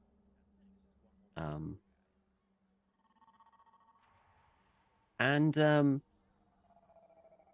Harvey might invite Burrell to see if he wants to come back and have a drink or some food or something afterwards as a thank you. Aww. You know. Yeah. She's like, yeah, I'll just wash up because I imagine they're both sort of covered Oh in. yeah, they're covered in like, Star Trek grease and Yeah. you know. So and he'll essentially head back like to his quarters with you because like you just get a drink. So he's going to head back all the way to his quarters and open up. And again, his quarters, he is only a lieutenant junior grade, so he probably has like his quarters with his bed, maybe a side room there with like maybe have a toilet. I know they're we You don't got a see it, but they're bathroom. out. I got a bathroom, and maybe like a desk and something. And he'll ask, what would you like, Chief? You're the host. Well, I usually drink gin. Pearl just gives you like the huh? Gin? Yeah. You don't look like a gin guy. Oh. Sorry. No. Like, no offense, but yeah, I just want to peg you as a gin drinker. I'll have a gin if you're having a gin. Oh, okay. And he replicates the gin. Would you like any fruit or anything in it? No, as it No? comes. Okay. And he places down the gin there, and and then he goes to the side wall, and he takes off a kind of panel onto the side of the thing, and he pushes it to one side, and you'll notice the glow in there is somewhat different than it usually is. And he puts his hand in, and he takes out a piece of fruit, just like this unusual fruit, and places it back. And then he kind of just starts cutting some fruit for himself, and he just pops it in, maybe like a lemon or something for his gin. He just pops it in. Are you sure you don't want any fruit? Barella's just sort of like sat there. She's like, her mouth's a little bit agape. She's looking at the wall that you just pulled the panel out of. What? What? What was that? Oh, You walked over to a wall and pulled a lemon out of it, Harvey. it's I've just got a small garden in the tube there. Do you want to see? Yes. Okay. And so he gets up and he takes it off. And you can see if you go inside this tube, you can see like along the walls of kind of like these little pots or like trays, and there's soil in them. And you can see various different like fruit and veg being grown at different, and the lights and the temperatures is very different in it. It varies depending on what the thing. And he's kind of hooked up this very small micro kind of climate so he can grow his own fresh fruit and veg just out of his quarters. I've done it. I used to do it all the time at home. We have like an arboretum and we have hydroponics, right? You could just I grow know stuff there. I know, but this is handier. It's mine. I grew it myself. And if I ever fancy something, I can just go there in my. Well, it's handy for this very moment. Would you like? Burrell just taps a comm badge. She goes, "Oh, she's calling into Oshran. Yeah, what's up? You're never gonna believe what I've just seen." Wait, are you doing... Right in front of Harvey. Yeah, okay. Oh, tell me, what's up? Our dear little Harvey is a criminal. What? He has he's an there? unregistered. He's there, and he's a criminal. Oh, he's here in a criminal. He has an unregistered hydroponics in his wall. In his wall. In his wall, yeah. So the judgment just oozes out of the voice, like at this point. Okay. You gotta come down here. I mean, Harvey, well, I can't. guests? Wait, hold on. Wait. Well, I can't come down. I gotta go meet the Damon for drinks. He sounds busy. No, speaking of which, Harvey, you should come. Bring a lemon, I say as a like total joke. And then I look at all right, I said, Burrell, I'm gonna actually need you, sorry, to kind of like call you back on duty, as it were. Yeah, I know, but I need your kind of backup because I'm wordy sometimes. And I gotta get in touch with Eka. You know what? I'll just tap Eka, come in full on like we're the worst. Just gonna add me to the call? Yeah, I do. Eka, I got you on your own at the moment? I just wrapped up a business deal with this lovely Ferengi trader that's selling parts at way too thin of a Good- margin. good Anyways, prices? what is it? I was hoping you would be able to join us for a meeting with Damon Zarg. Damon's He's Arc, leading. huh? He's leading the fleet. Okay. You're not around any. This is Tim asking. Are you No, I actually think around Aka's any? probably has gone back to Okay, great. their office. You just mute yourself. The idea being, yeah, I hit the apparently buttons on my keyboard do that. The idea being that I would like kind of Burrell there because he knows Burrell and I, and then Harvey as like, to be honest, Harvey, I'm not gonna lie, I'm sorry, like I don't dislike you, but you're kind of fodder distraction, and then Echo would be able to be like watch and kind of like judge from a distance if we're being bamboozled because I don't my Oshron doesn't know Ferengi like Oshron knows other races, but Oshron knows when somebody is overly unnecessarily prepared for negotiations, and that's what this person was. So if you're like that, you're doing it for a purpose to be in a place at a time for a reason, and it's never the reason that it's negotiated for. So I know when the wool is trying to be pulled over my eyes, so I need to do whatever I can to kind of like counter that. And since I don't have an FCA agent in my back pocket yet, then I have to kind of do this instead. So I figure Eka can kind of be that backup watching from a distance because you negotiations better than I do in this sense. And then Burrell and I can be kind of like the face that we've been so far. And yeah, I'm sorry, Harvey, you're totally the distraction for him, especially that's like the lemon. I don't know what that means. Burrell sort of like pats Harvey's arm like pretty gives him a good little thwack. Consider it on the job training. Maybe Oh. one day you'll be a chief of ops Or commander. Oh. or a commander. Do you have like I totally get sidetracked. I get sidetracked. You have command aspirations, right, Harvey? Not really. Sure you do. We all do. We can make that happen for you. Just kind of like... Anyways, I'll see you soon, right? All right, let's see you bring this there. conspiracy together. Thank you. So a boardroom has, on the operations level, has been reserved for you, and so you head all in there. And Daemon Zarg meets you in there. He's got a typical look of a Daemon of the Ferengi Alliance. Got that kind of crisp grey, kind of like Ferengi business suit with the large gold ring that's almost kind of like half necklace, half kind of like massive button on the front. He's got like just the shiniest freaking like head wrap around the back that they wear between kind of both ears. And he enters with a couple of attendants, seemingly empty-handed. And he says, "Ambassador, I feel like we got off on the wrong foot. Please." And as he bows slightly and as he gives you that kind of Klingon greeting, the doors Ferengi. swish open again, and there's just like a flood of like guys with like dinner platters of stuff. And they're just kind of like laying this whole like thing out on the boardroom table. Harvey just holds his lemon.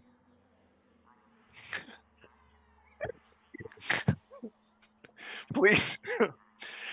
Okay, so I'm gonna kind of walk up and I smile. I kind of pick at something as I walk by, and then I say, Damon, thank you so much for your generosity. Yet, rule of acquisition 47: don't trust a man wearing a better suit than your own. What is it you at? Right to business. Well, I would say that this really, the whole thing, if we're being honest, we want to cut the banter, that this rule 74 would apply. The knowledge equals profit. I just want to know my Federation and Klingon neighbors well, so that we can both profit from this Um, resourceful sector. I'm gonna kind of drop it like a quick, I don't know if it's a pad or even just like a whisper to Burrell or Harvey. I think a pad message. Can I get one of you two to look into Zarg's past deals? Hi. You can? Okay, Well informed. I can give the GM a point of threat to ask 2 questions to obtain information. great. Immediately. that. Because what I want to see is if this guy's actually like on the up and up, or if he's like at the point where it's like, I need a good fucking deal. Like, I want to know how desperate he is. Okay, nice. So you're covering this with a bit of small talk, sending the message over to Eka. You want to spend that threat or give me that threat? Yes, Anita? point of Yeah? threat for All right. 2 questions about a situation Hit or me. location. So, Damon Zarg. Hit what me. have I heard about Damon Zarg? I have not had this particularly written down. Well Wait 1 informed, second baby. while I do some product plugs. 1 second. Sure. See, we've got her going for the But books I got now. this from the Alpha Quadrant book. I'm pretty sure I got him from the Alpha Quadrant book. Let's see if he's in there. If not, we're going back to the Shackleton Expanse book. There's the Cardassians, although almost good. Well done. I almost got the page. Oh, that's Rolaren. Ooh. Ferengi debt collector. Oof. Damon Zarg. What have you heard? Okay, shall I just read you the blurb? I'll read you the blurb and maybe I'll just like redact some things. Damon Zarg is something of an anomaly in amongst his people, though Grand Nager Zek holds him in high regard for his shrewdness and his near magical ability to make the right deal at the right time. When pressured to reveal the secrets of his success, Zarg indicates that his large lobes give him both superior hearing and superior business acumen. Great, so he's from the future. It's likely the former that is his most responsible for his success. Redacted. Redacted. Okay. That's that's the kind of general gossip that you've heard about Damon Zarg. Is your first question. Brad Negasek holds him in high regards. He's something of a miracle worker, Yeah. And seems to always have the right piece of information at the right time to make the deal happen. Got big lobes. Interesting. Huge. They are big as you regard them, Burrell. Huge lobes. Huge lobes. I have another question that I can ask. It's quite a big fleet that he's traveling with. Have I heard anything about like the purpose of this fleet the flotilla that he's leading? Not this fleet specifically, but this fleet, what you've managed to like learn of them, being around the station, maybe chatting to the crew, the player characters that you've got here as well about kind of what's happened. It strikes you that this is very much like a Ferengi like trade mission. These cruisers that they have, you'll actually know them like fully as LS class enforcers. An enforcer is what it translates to in Federation standard. But these like big, like pseudo, like these huge starships, like pseudo stations almost, are like a like central office / factory for a Ferengi trade mission to an entire sector. Okay. So you'll know, and all of you fairly common knowledge will know that the Ferengi have not been in the Shackleton Expanse up until now. So basically, it kind of strikes you that they're like showing themselves to the Federation and saying, "We've shown up. We have intentions here." Yeah, and we want to make some money in this unexplored region of space. Why do you get all the fun, kind of thing? So this is like they basically sent a fleet, like Starfleet has sent the 20th fleet to the Shackleton Expanse to explore it. These Ferengi have sent their fleet to go and make money in the Shackleton Expanse, and Yeah. Damon Zarg is like the head Leading it. honcho for it. He's like the CEO of this whole operation. Okay, and I'll sort of relay all that to Oshron. Such kind Okay. of a little bit of a golden child to the Grand Nagus, and considered a little bit of a miracle worker in terms of having the right information at the right time. Okay. Cool. Thanks, Eka. So Damon, how is it that we can help? This strikes me as a large fleet. Are you never passing through? That's a waste of time and money. So what is it that you wish? We want to trade Oh, of profitably course. with our Federation friends. We are new to the Expanse, to the sector, and the Federation and the Klingon Empire have made some marginable gains in exploring the space, making contact with new potential allies, I'm sure the Federation will be trying to make. And so I'm really interested in mutual beneficial trade, commerce, wherever we might be able to sing a sweet tune to a mining operation. You might be able to help us if we ever come up with problems in the Expanse itself. I heard navigation can be quite tricky. Do you have ideas around the navigation? Is that why you bring it up? Oh no, I mean, I know of these anomalies that have plagued this area of space, what I've heard, what we've managed to find out from our contacts and trading partners here closer to the Expanse here in the Beta Quadrant. So But I'm afraid I essentially, don't know the details. what you're telling me is opportunity plus instinct equals profit, and you had both. Is that correct? Greed is eternal. And he kind of slaps you on the back. Okay, I appreciate that.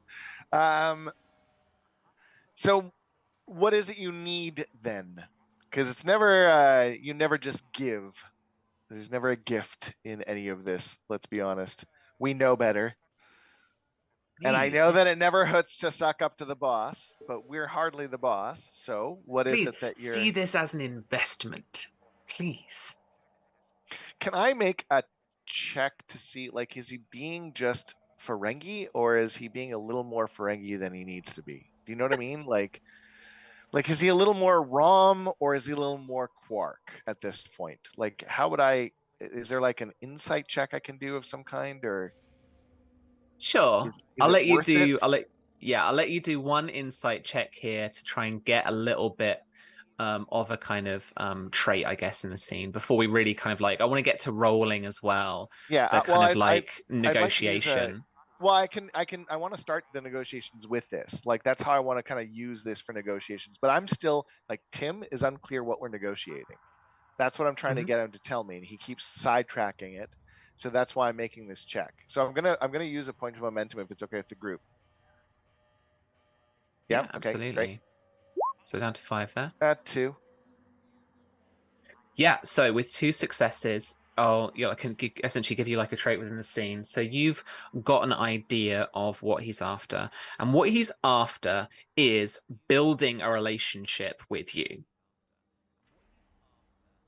This is like long term. This is like full on Ferengi, like buttering up. Like he is trying to get you on side because he sees you as an investment, as a kind of doorway into the Federation. But why so many ships? Is that just standard Ferengi practice? I think that's what I'm confused about. Tim being. Sure. So it's like Echo, when they gave you the information about like what they knew, what they'd heard, that kind of thing. That this is very much like, you know, the 20th fleet here in the sector for Starfleet. Like Gotcha. this has a number of ships, and it's like Yeah. this is the equivalent of like a whole Ferengi fleet going to and establishing operations in an entire sector or like a Yeah, section of space. this is the precursor to them setting up business in the Shackleton Expanse and using it to trade between planets. Yeah. Right. So we sent They've our got ships. The their- Klingons sent their ships. They sent their ships. Yeah, exactly. Like they've got Gotcha, their okay. Yeah, that's flagship great. cruiser, and then they've also got their Decal, or Decal, I can't remember, I keep mispronouncing the class, but like they've got their Marauder class ships as well coming in. So they've got their little fleet has arrived basically to the Narendra Station. How many ships altogether for this, if you don't? Like between the small craft, between the Marauders, between the actual huge flagship, like upwards of probably 20 different ships. Like there are a few not quite small craft like shuttles, but not quite, the proper Marauders. There are a Yeah. few smaller craft, smaller business vessels, the kind of like things, that kind of like thing. So like, yeah, about 20, I would say. So this is a pretty, like, in order to establish an operation in the sector, this is not out of the ordinary, the number of ships Yeah. they've got. Okay. It's not like an invading fleet or anything like that.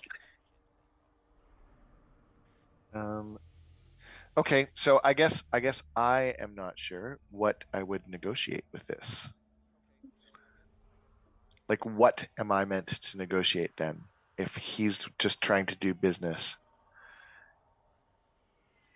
It's really up to you. If you want help from the group as well, Yeah, anyone have any chat it ideas? through. But it maybe gives you an opportunity to like have a favor owed to you, or to learn something about the Ferengi here, or like get them to kind of pay you back maybe at a later point. It gives you some leverage, Think more than Or if you don't want him to use you as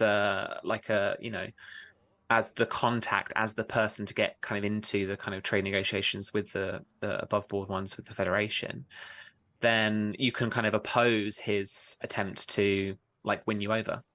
I think I just more want to make sure I don't get used. Yeah. Because I would come at it from an honest point of view. Like I would have no problem with him having a, like, say, an office on the decks and having a few ships here, so long as they kind of followed the rules of the station and I mean, it's like if you're going to work with the Federation, you're going to need to follow Federation protocol, which means no business with planets per the Prime Directive. yeah, no pre-warp triple sales. that sort of thing. Like, and that's kind of like that's a good bargaining chip to have. Is just like, well, I mean, if you want to work with us, you're going to have to play ball. Yeah, so I'll actually just say exactly that. Yeah. All right.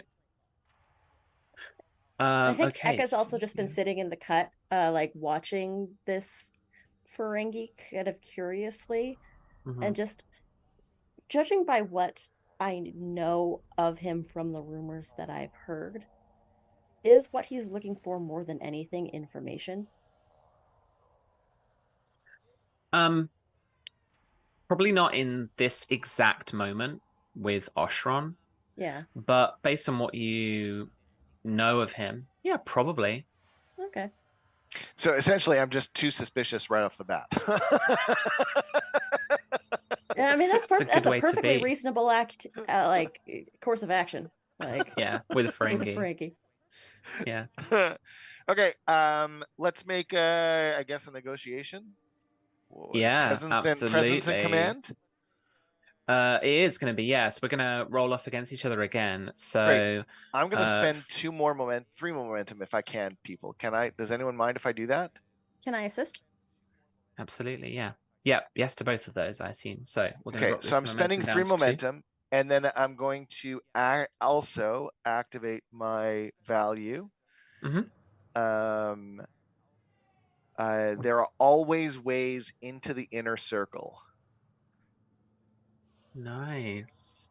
Yeah. So I'm giving myself 2 successes, Mhm. and I'm going to roll 4 dice on my presence and command, and I want to negotiate the shit out of this deal. I don't need Zarg to be like wrapped around my pinky, although if that happens, I'll be gleeful.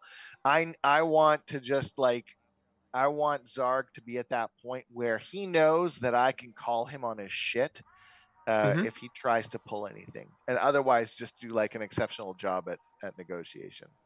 Yep.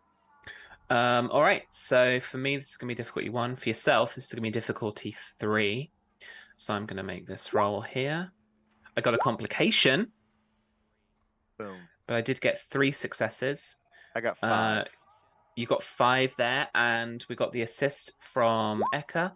What did they Eka gives get? you 6. 6th success Boom. against the 3, giving you 3 more momentum back. Okay, so before I put them in the pool, I would like to use one of the momentum to gain information about the strength of Zarg's reach. Does he actually have the backing of the Grand Nagus, or is that more like, I think what I'm looking for is if I need to use something against him, I would like to have it. I don't want to use it or like let on that I know it, just more like draw it out through the conversation. Is as it like I creating an gather advantage? information. Well, I want to use the momentum to gather information, right? Okay. So Yeah. is what my thought is. Can I? Do you mind if I do that? Yeah, absolutely. So the question is he really like solid with the Grand Yeah, Nagus, or is there something kind of I going think the on? better question is what is his Achilles heel? I think is a better way to put this. What is his Achilles Yeah, heel? what is it that I can use to bring him down if he gets out of line? But I don't want him to know that I know, is I think the thing that I'm going for. He is not as ruthless as he should be. And he holds true that you can't make a deal if you're dead. Okay. So, as morbid as it is, he's never been able to kill anybody if he's had to, which has meant that his like enemies are still hanging around the galaxy. Okay. Anyone else have ideas on the other two, or should I just let them go into the pool? I think think into the pool's a good idea. Into the I pool's don't- fine. Okay, into the pool they go. All right, so we've got 4 momentum now. And the complication. All right, so with your success, I take Tim, Harvey's lemon and I hand it over to Zarg, and I say this is an earth delicacy. That goes with many different fluids that you can ingest. It has a bitterness, a sourness, and even better is you can grow new ones from the seeds. It's constant profit in a single unit. yes, I know how vegetables work. I know, but you know, It doesn't still... smell very much. No, they have almost no scent. But once you crack them open, and I cut it open, and I let him smell it. Oh, Right, and yet He's adds like, flavor. Oh no, don't do that. Oh, it's like there's a party in my mouth. well, we can get more, and these are fresh, not replicated. That's why we're giving it to you. Where did you get these fresh ones from? Well, that's a secret. Maybe one day, once we've had better dealings, we can have more. But for now, we are very far from Earth. we are very far from Earth. That is very astute, and you are far from Ferenginar. This is true. And we had to preserve the delicacies that we brought you. And he shows you this like whole table of folks. The Ferengi, I was reading it today. They eat like slugs, mollusks, Beetles, slugs. Oh yeah, beetles. There's lots of I'm going like to town. big grasshopper style things on this platter right now. It's like a shrimp buffet, but with beetles, is what I'm saying. I'm half Klingon. We eat worms. So Yeah, Burrell's in there. you're at She- home. Yeah. You're Yeah. here. It's beautiful. Like fried on sticks and stuff. There's like bug shawarma. Harvey, do you eat insects? I mean, I can. Yeah, I have before. Ooh, if- try the cheese. Oh, it's not cheese. I don't know if they have anything dairy. Do insects make dairy? Never mind. That goop covered one over there is crispy when you chew into it. It's the weirdest thing in the world. Oh, okay. And he'll go and eat it. It's minging. Sorry, It's horrible. He what? kind of takes a It's- bunch. What Oh, word sorry, did you that just was use? that was British slang for What does horrible. it mean? Minging? Minging. Yeah. Minging. And is that how you say it? It's minging? Yeah. Yeah. Yeah. Or And it just mingin means it's if you really mingin. wanna if you really Mingin? wanna if Mingin. you really wanna be British about it. Mingin. There you go, I typed it in chat. Mingin. All right. Mingin. So it's just like vile is the idea behind it. It's foul, yeah. Foul. It's Okay. horrible. Excellent. Yeah, I will be sure to use that incorrectly in the future. Like a good Harvey's Canadian. thinking he doesn't know why he listens to Osheron when he tells him to do anything. That one's on you, Ostron man. has no idea, turns around and just like big thumbs up. It's good, right? And then I immediately turn back, like I don't even wait for an answer. All right, so you've succeeded in the negotiation and you've got that information out of him, but what do you want your success to actually build to? I think I would like to offer him a station on, like a spot on the station, like, Mhm. and I'm not talking like a wing of the station. I'm talking Yeah. like the Ferengi office kind of thing, right? Getting And a then little and office, then I don't want to say like equal access to everything else because I don't think I have that authority, but I would be willing to negotiate the Ferengi ships to have like maybe a little bit of a higher clearance priority in a non-emergency scenario. Yeah. Right. So if there's a lineup of 5 of them, they might be like third instead of first, depending on timing and stuff. Mm-hmm. Yeah, absolutely. Yeah, and you have avoided being kind of taken advantage of as well, which was kind of your main goal That was entering the main goal, yeah. negotiation. Yes, But I definitely want to absolutely. make sure he feels welcome. Like I want to maintain this as like Oshron, I believe that you know, like the Ferengi come about it from an honest point of view. They just don't know any better, and we're the ones that have the opinions against it, right? So, in my mind, if you're negotiating with the Ferengi, you've got to negotiate on their deals, on their terms, on their kind of concepts. That's why I was trying to like throw the rules at them because they won't know any better. The idea of like if I said you just do something because it's nice, they would like, why? Yeah. Yeah, absolutely. Well, I can't remember what the rule of acquisition is, but it's like what your workers are rungs on the ladder, don't be afraid to step on them kind of situation. It's kind of honest. Yeah. Treat people in your Capitalism. employ like family, exploit them. Yeah. Yeah, exploit them exactly. Yeah. Okay, so I'll end his negotiation with him if I can do. Let's see, one more. What would I do? We have a complication to resolve. Oh yeah, did you roll it? I Or rolled did a I? 20. Oh shit. Okay. So, like, what disadvantage, what complication do you want to give him coming out of this negotiation?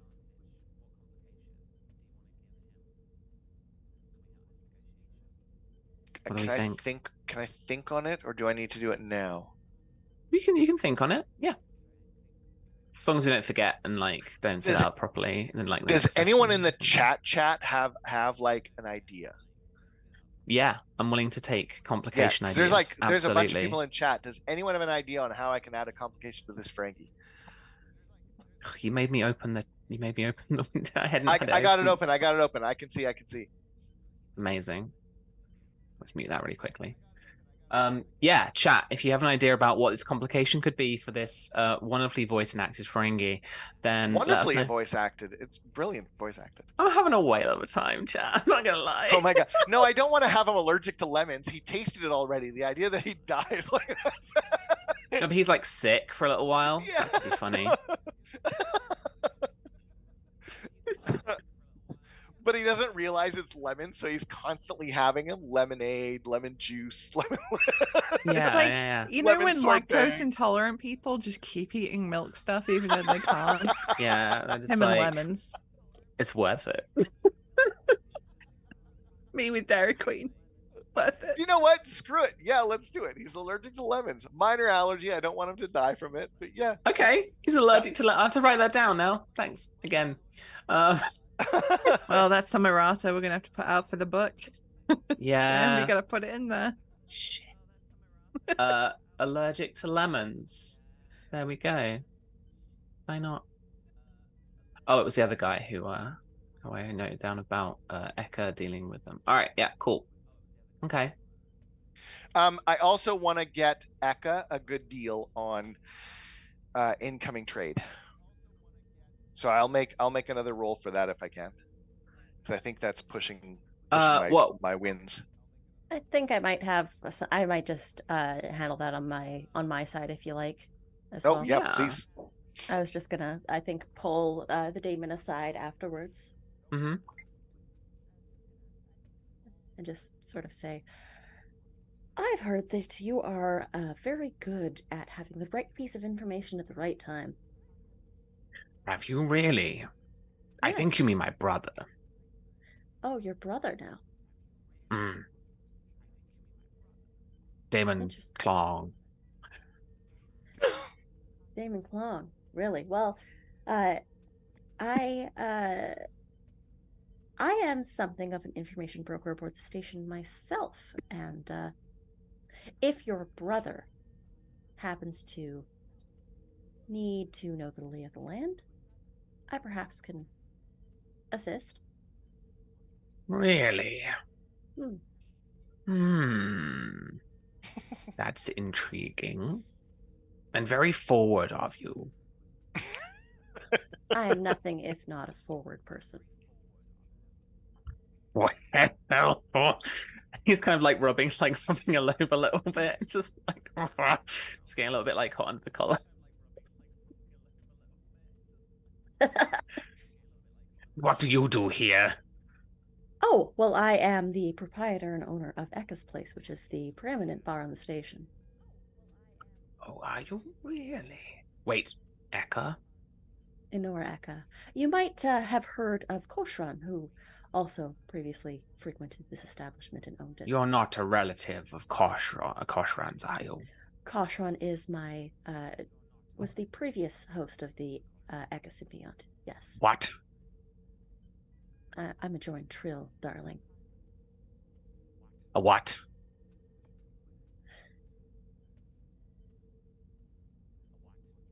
Bit of a complication, but perhaps something we can discuss over drinks. Oh, very well. Are these drinks now? Yes, I'll Perhaps offer later an on my arm. ship. No, why not stop by my establishment?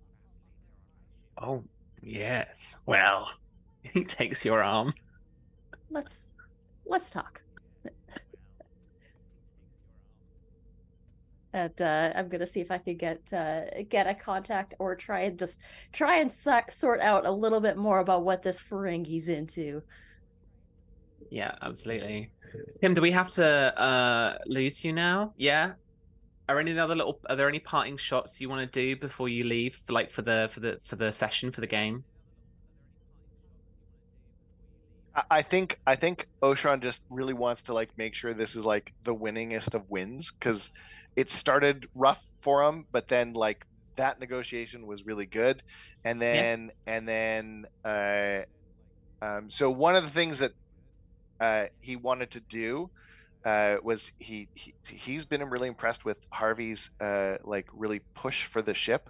So in one of the dealings that I make, I wanted to get Harvey parts for his freighter. Without it, and it just like have them be in the hangar with like a note for Harvey, and that's all. Like just like a gift with no name. Yeah, all right. We can do that. I'm gonna chuck a couple of momentum at that. So, Tom, if you note down the next time you work on your freighter, you've got some additional parts. It'll give you a boost. We'll knock off some resistance or something like that to the work, or give you a couple of extra bits of work, or make a nice effect from the dice or something happen for you. Cool. All right. Thank you so much, Tim. Thanks, Please man. remind the lovely people where we can find you and what you're up to on the internet and stuff. At the GM Tim, or the gmtim.ca is my website. I do games, and like I said, on Monday mornings I play Minecraft. If you want to come play, come play. I've got a server. And then every second Friday night, I'm playing Star Trek Online with some friends in a fleet called Friday Night Flight, so you can come play with us there. My Star Trek series like this is on summer break, so we can start back up again in September. And then November, I've got space in my table at D&D in a castle, so come play with me in a castle in Durham County if you want to come play. In the meantime, I am off. Love you all. Bye. Bye. Thank you so much. That's where the cameras go all squiffy. Oh no, he's gonna stick with us like that. Amazing. Thank you so much, Tim. Alrighty then. So finally, I think, Burrell, you feel like you can wind down. You're heading towards your quarters, heading back. Of course, I'm not gonna let you do that. No, of course, I'm gonna have a little. yeah. Of course, I'm gonna have a little like thing for you. You get a little chirp on your comm badge, and it's Admiral Hebert on the other end. And she says those infamous words that we all love as professional people. Do you have 5 minutes? Burrell leans on the bulkhead next to her door. She's like, slams her head in it a couple of times. Of course, Admiral, I'll be right there.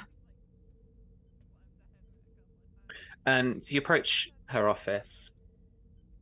So her uniform in like whatever fashion is like, it's fairly loose now at this point because it's, I guess, like quite late in the day station time.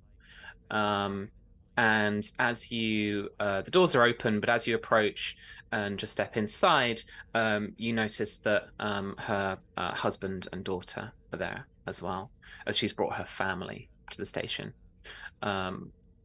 She says, I just need to catch up with the chief. I'll be a little while. Just Burrell gives them like polite smiles and a little like nod of acknowledgement. Yeah, they exchange a little kiss, and then they head off to the Galleria to go grab some dinner, get a table. Because this is like Hollywood office, like slightly out of hours scene. Of course, she pours a drink. It's going to be something watery and like orange or brown, some whiskey derivative or something. She's probably got like a bottle of something, quite ornate bottle as well. And she pours one glass for herself, but she's got a couple of tumblers out. She turns around to you. She says, would you like one? And she's sort of like, sure.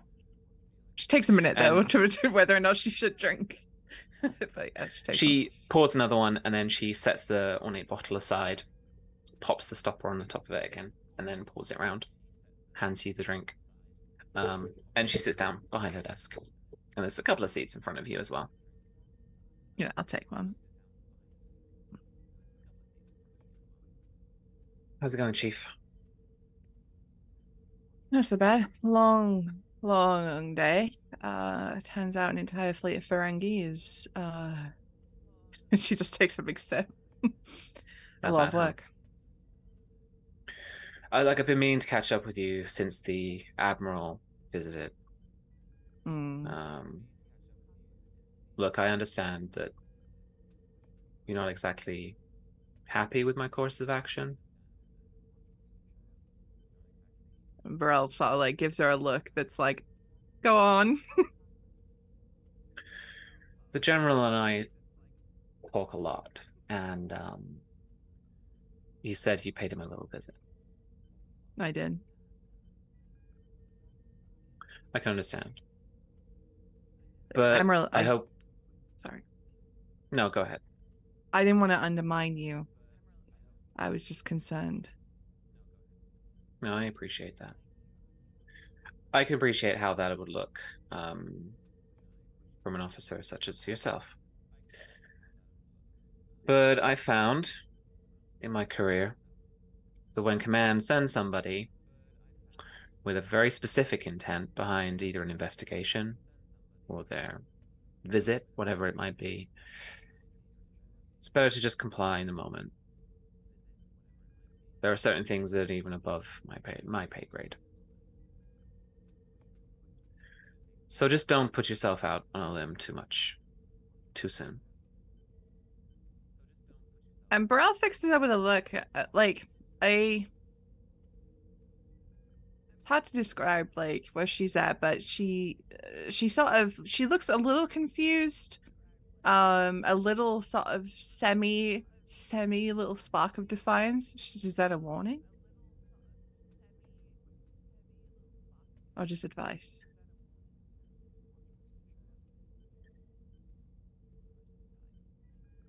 I think, given the exchange program and potentially a full transfer, you would have a bright future in Starfleet ahead of you, if you so wanted it. In fact, because part of the organization of the running of the station, what with me, General Corrigan, and even their operations manager, we didn't get assigned a full first officer. So the post is up for grabs. Now I thought you might be the perfect kind of candidate because you walk in both worlds. You have got experience in both organizations. But what comes with that is that you have to understand when things are, above your pay grade, coming from command. Starfleet Command, Wider Federation Council, they deal with galactic matters. Whatever's in the Bacchus system, it's too big for us. And you can see that she's a little bit, there's a little bit of sadness behind her eyes. She's a little bit lost in kind of what she's saying. But she leans forward and then she says, "But I hope that you can understand the diplomatic situation that you would put me in if the Klingons decided to go poking around. It's not as easy as that, Chief.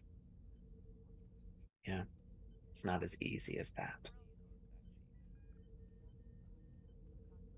Now, I'm not giving you an order. And I'm serious about the first officer position, but that's not an offer either.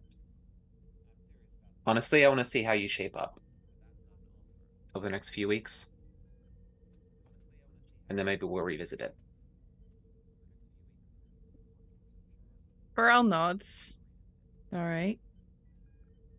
I do understand what you're saying, Admiral. And my time here in Starfleet has changed me in a lot of ways. But part of my commitment to Starfleet, part of my commitment to the Empire is that I will always do what I think is best for my people. Those that serve under me, those that serve alongside me. And there may be times, I don't want to lie to you, Admiral, where I may challenge an order.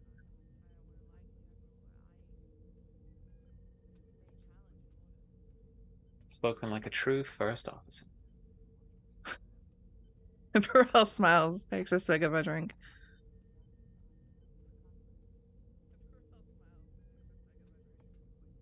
Do you have anything, Chief? I'll think on what you said. Thanks. Thank you, Admiral.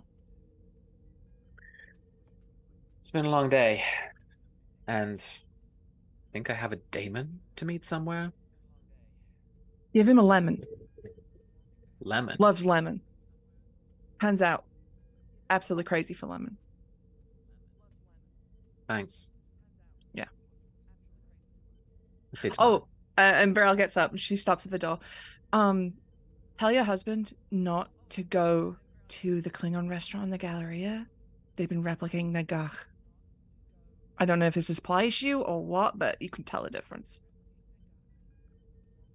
Yeah, we're more of a it's more of a taco night tonight. Good. Yeah. Easy. Have a good one. And then she just leaves. And then as you leave, you hear her just like off screen, be like, replicate a computer, lemons, bowl off. Brill Kel like starts cracking up as she walks away. All right. Ekka's place, I think. If you want to be hanging out in Ekka's place, feel free. It's where we all tend to Yeah, I'm gonna get have my to dinner at at towards Ekka's. the end of an episode. And like figuring out what we're doing. Do you know what? I've Um, invited Harvey to Ekka's for dinner. You having that drink and the food and the freighter stuff. Absolutely. At a certain point, I Okay. think Eka is going to want to check in on Doc and see how the fact-finding mission went. Oh yeah, you wanted Doc to look into Seema, right? Hang on a second. We've got some rolls to make here. Doc was following Seema around the station. Mm-hmm. All right. Are you willing to commit any dice to this? Yes, It's we've got some nod, isn't it? momentum to burn. Let's go. You got a couple, so you Got a could get couple. 1 dice for 1, or 2 more dice for that momentum and 1 extra threat for me. Okay, let's do it. Living dangerously. All right. So this is gonna be difficulty. Where is she? Okay, difficulty 2. Let's do this. 4 dice. Private security focus.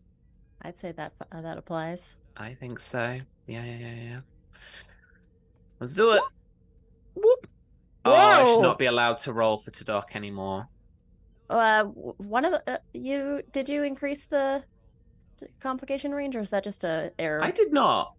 So that was there's a 17 in there, which I didn't increase the complication range to. Okay. So there is a 20 though, so there is a complication in there. But there was also a crit in there. Okay, do you want to buy off the complication by giving me 2 threat? Yeah, let's buy off the complication. Okay. Tadok was gonna come back in like I don't know, a stupid Ferengi hat and like a bunch of new supplies or something. Okay, right.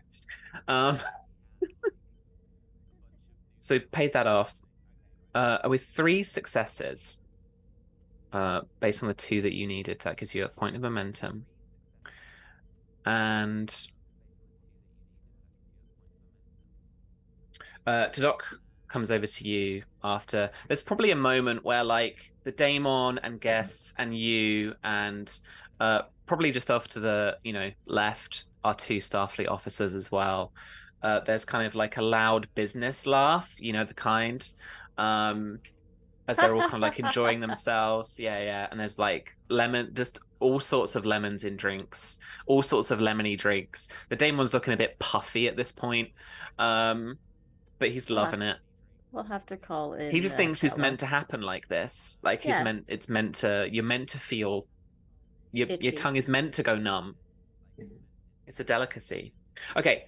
When Tadok finally comes back and gives you that look he gives you when he wants to talk to you quietly. And then I'll just sort of put it tapped. If you'll excuse me, Damon. And then I'll chuck out to the side. I did find something. And? I couldn't get a clear look, but she was referencing the station systems, looking at them on a panel in the Galleria. She thought she was alone, and she went alone to that panel. All right. There is clearly more than meets the eye to this woman.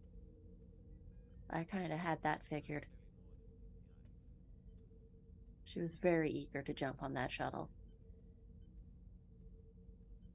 You do have a point of momentum if you wanted to spend it and get another little obtain information thingy. I think I'll ask the question in character. Yeah, absolutely. Did you happen to get a look at what she was referencing?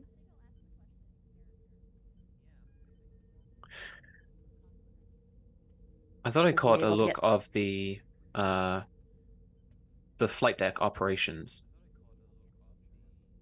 Flight deck operations. I think she was looking for a ship.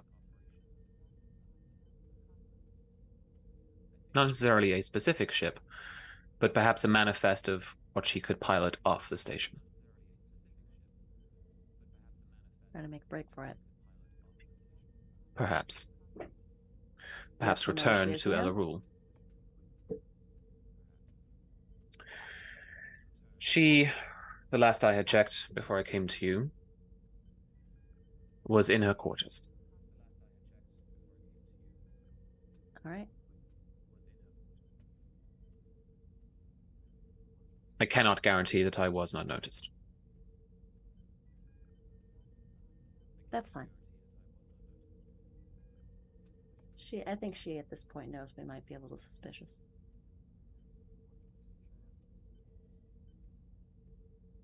I will maintain observation on her. Keep an eye out. Good work. Thank you. Who are these people? A visiting Ferengi daemon who is very allergic to lemons by the looks of things. The Ferengi have finally made their way to the Expanse. Looks like it. They want to work with Starfleet of all things. Looks like they're asking for permission rather than forgiveness. It would seem logical, seeing as the Federation and the Klingons are here first. Yeah. But, I mean, it's not out of character for a Ferengi to just do their thing. Federation or Klingons be damned. Well, maybe they might be scared of the Klingons. That's a good point. The irony is that as much as they are distrusted and thought of as an illogical species in the Alpha Quadrant, they come close to Vulcan logic with matters of business. The Daemon has probably played 6 or 7 moves ahead of where he anticipates the Federation to be. Possible. Ergo, his logic to work with them rather than against them will only benefit his business arrangements. Yeah. Oshron set him up with a staging area on the station. Interesting. I think possibly much like our new hire. Might be to keep an eye on it. That is also logical. And what are we trying to get out of him? New business contacts. Very well. If you're operating in the Expanse, then that's profit. Very well. We And he taps his pad a few We times. know the lay of the land. So, anyways. It would be very beneficial to negotiations. And he That's what like was in my taps a few thoughts. things on his pad, and then he says, "Computer, schmooze mode." And then like there's like, you know, the lighting goes down a little bit, like, you know, there are more replicated drinks, stuff like that. And he just looks at you then and just like gives you a nod and like starts to walk off towards the bar. That's why I hired him. One of the best. I just wanted to say schmooze mode Schmooze mode. as a Vulcan. Excellent. I have a feeling that to Doc program that in after hearing Eka say it. Yeah. You like turn down the lights one day, you set the mood right, you got those specific drinks out, like he made a note and then just like made an automation for it basically at some point. Just the efficiency of it. So Vulcan. All right, I'll negotiations. just be like, and where was I? And go back to the table. Negotiations. So the social conflict. What do you want to get out of Damon Zarg or set up? Or anything like I that? was hoping that I could set up a position as an information broker for Damon Zarg in exchange for a cut of any of the profits that that come from the from my tips. Yeah. Nice. Okay, like finder's fees and stuff like that. Absolutely. Yeah. Nice. Basically, I want to set myself up as a fixer for the Ferengi, for the quadrant. Yeah, absolutely. Okay, so he, you know, is playing it a little coy in terms of the kind of information brokering, information gathering kind of deal. I'm But just gonna keep feeding him hard lemonades until yeah, the yeah. composure softens a little. Oh, okay. I tell you what. Make me presence and like medicine check. Ooh, I'm not very medical, but okay, I'll take it. Do you have any focuses in like trying to get people drunk? Persuasion. Yeah, I'll take it. Yeah. Okay. All right. So this is like setting up. This is like before the negotiation, before the social conflict. We need to roll that off. So yeah. So yeah, as usual, do you want to spend any, do you want to like use determination? Do you want to spend any, well, give me threat for more, any more dice or anything like that? I'll use I'll call on one of my values. I'll call on 8 lifetimes of business acumen. Get them rule of acquisition, something or other. Get them drunk before you do the deal. Yeah. Yeah. Yeah. So that'll be I 2 love it. successes. 2 successes, yeah. I'll roll just with my standard 2. Yeah. But that was a crit with 2 a 1. more. Yeah, so I'll give you 2 momentum there. And you've established the trait, which is going to make this easier. So yeah, he's allergic to lemons and now kind of drunk. Because you cracked out the actual alcohol rather than like the synthahol stuff, which is the, you know, what regularly what people kind of drink. It's like the, you know, the no alcohol version of whatever. But he's actually like on the hard stuff. Okay, so he's a bit drunk, so this is going to be easier for you. And I think basically the way that you're talking about wanting to kind of be an information broker, he is very open to that, but he is like working just so hard on like not even getting ripped off, but like not giving away like barely anything. Not So he's giving trying away to evade. Doesn't want to like give away the game. Well, no, like not giving away like any profit, like any Okay. value. Like he's just trying to see if he can kind of swindle you on it, basically. But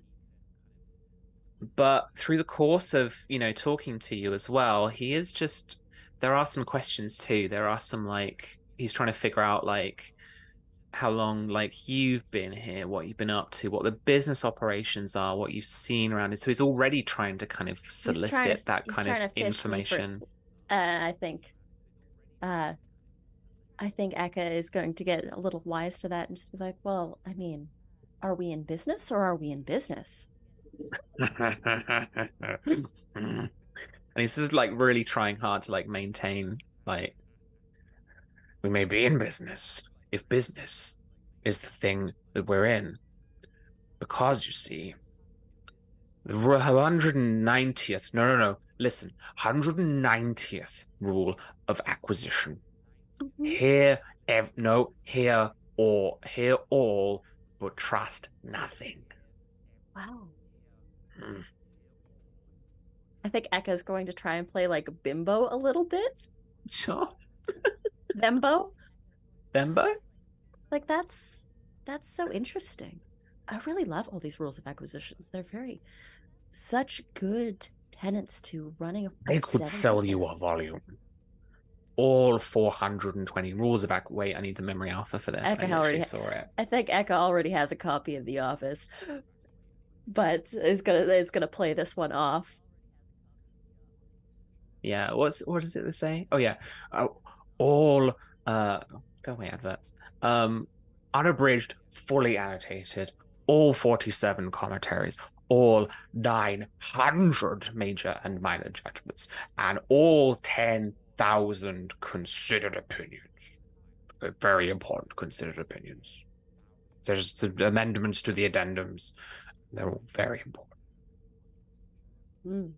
A rule for every conceivable situation. What is your favorite? My personal favorite. 168th. Whisper your way to success. I think Eka's going to get close and like just sort of stroke the lobe just a little bit. if that's okay.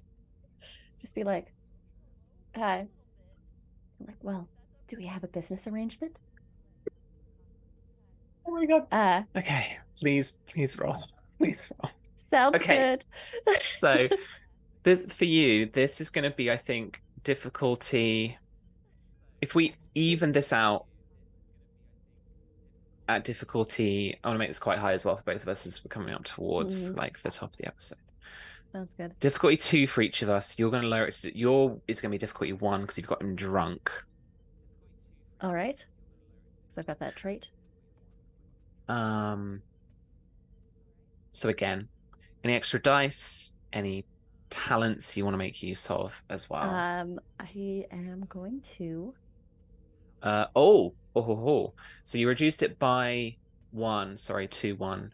But free advice is seldom cheap. So your difficulty is going to go up to 3 based on one of his talents.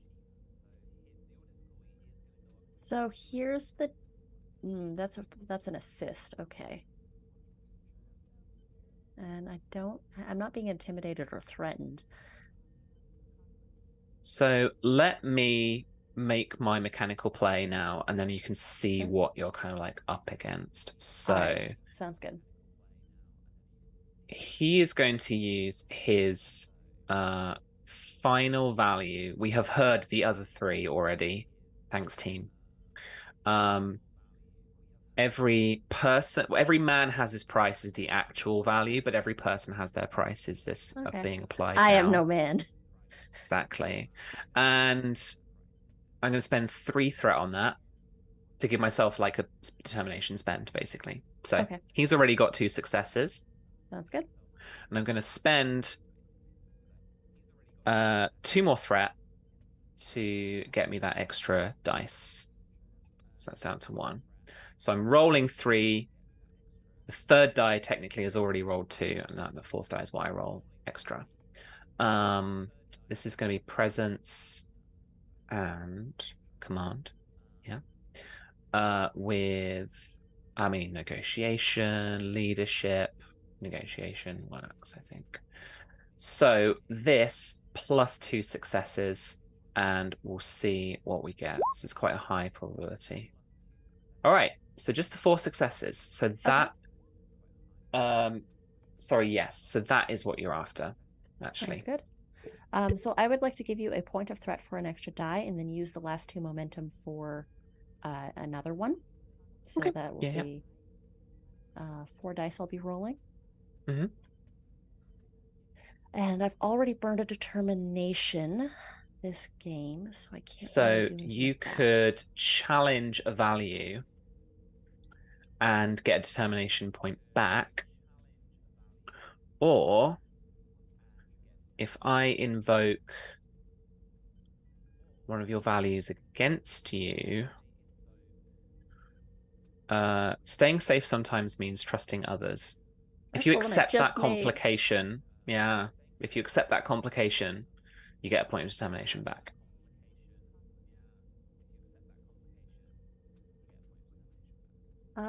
So that means I would have to cross that one out? Or No, it wouldn't. Basically, the values can be used kind of against you as well as you use them for positive things. So essentially, you would have to meet a minimum of because actually I didn't succeed, did I? Because the difficulty is 3. Okay. Mhm. So you'd have to meet a minimum of 4 successes in order to walk away from this business deal. Yeah. So he's already got 4 successes, so I would need a minimum of 4 in order to make it as well. Okay. Yeah. Oh yeah, no, he has got 4 successes. So I succeeded with 1 point of momentum. The difficulty of your test is 3. Mhm. So you've got to score at least 3. I have to score and at least then 3. We compare momentum if we both succeeded and see who's got the most. I have a trait. Yeah. Pillar of the community.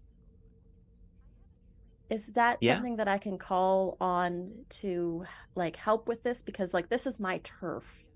Yeah, I'm not absolutely. quite sure how that So would this play could into this. No, this is fine. So I think as well, Ekka's place, like that actual trait as well, could help because you're here, you're doing Yeah. negotiation here, you're on home turf. So we can reduce that down to 3 based on Okay. that. Okay. Then yes, I'm just gonna actually I'm not gonna accept the complication, but I'll just roll the 4 Okay. dice that I have since I need a 3. And it's gonna be a presence command as well, or Yeah, I'd accept presence and command easily. okay, sounds Yeah. good.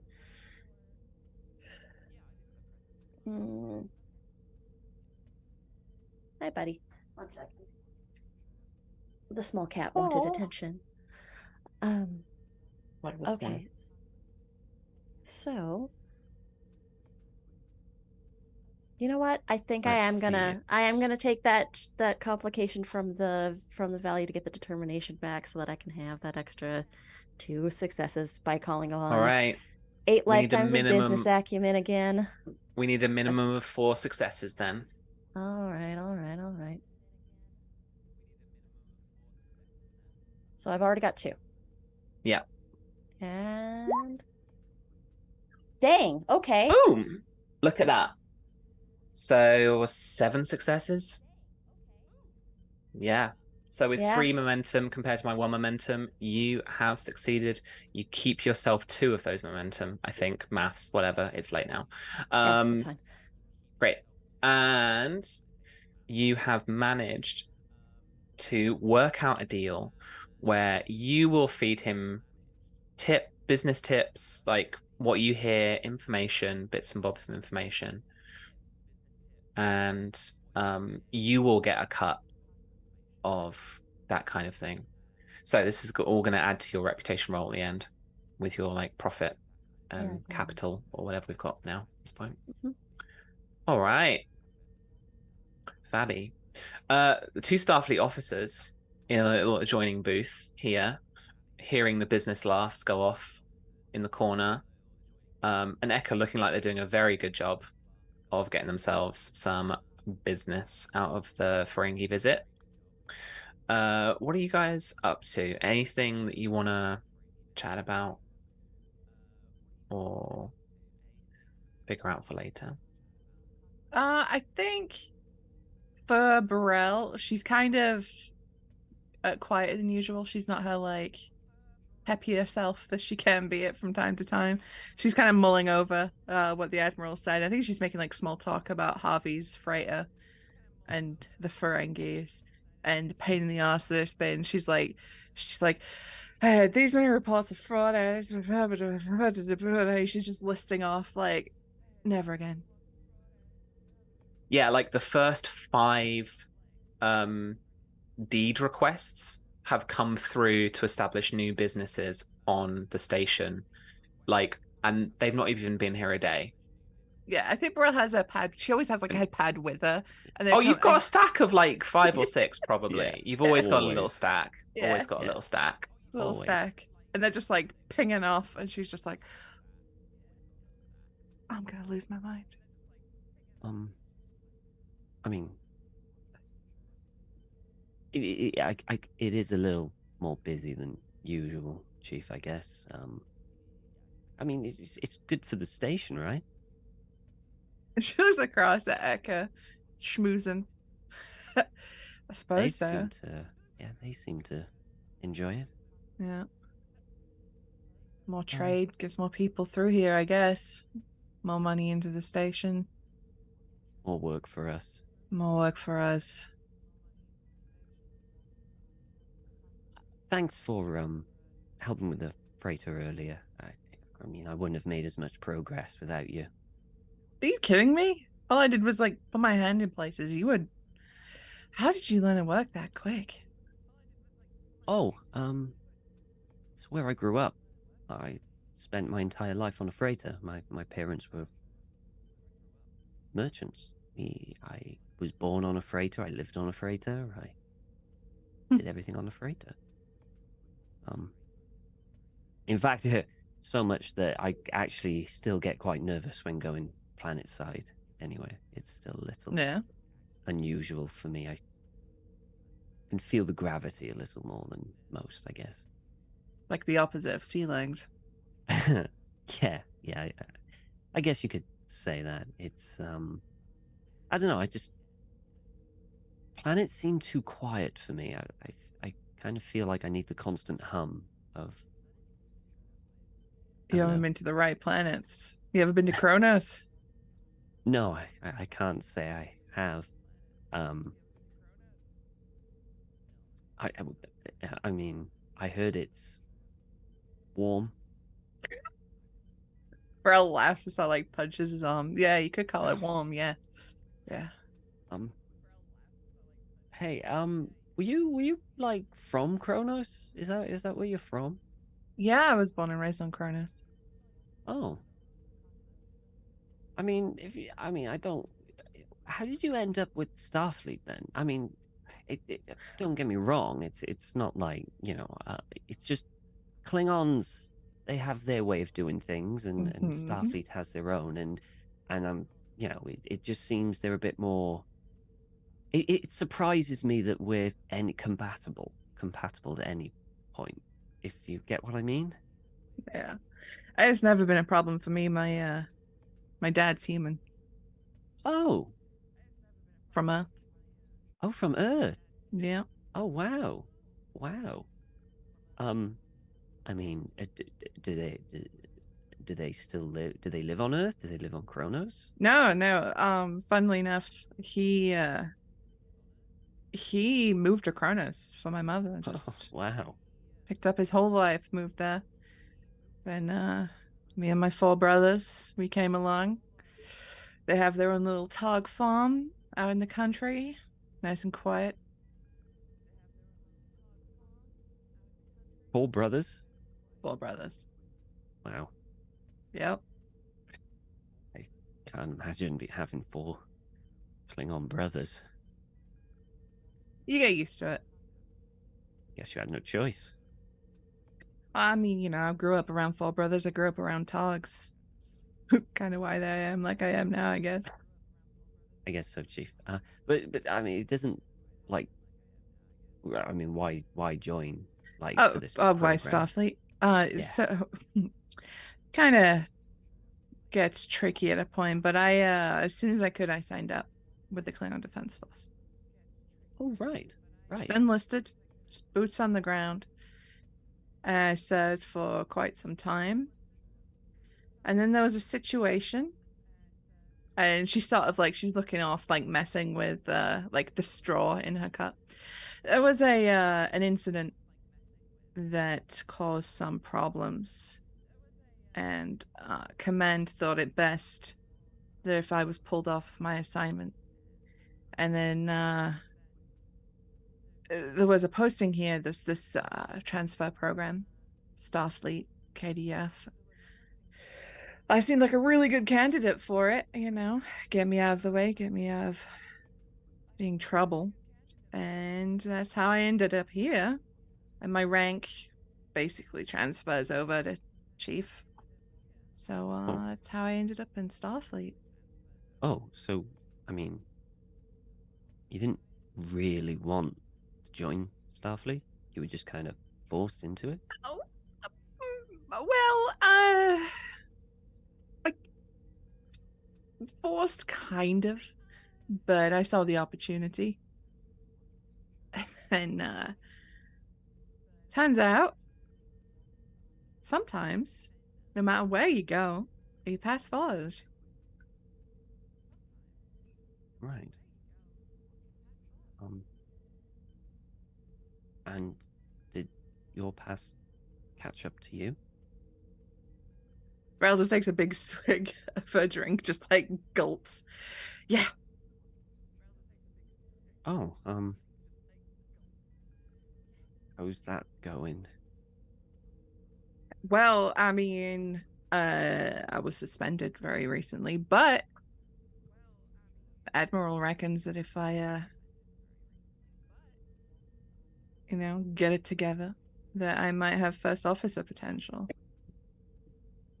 I saw that. Burrell gives you like Sorry.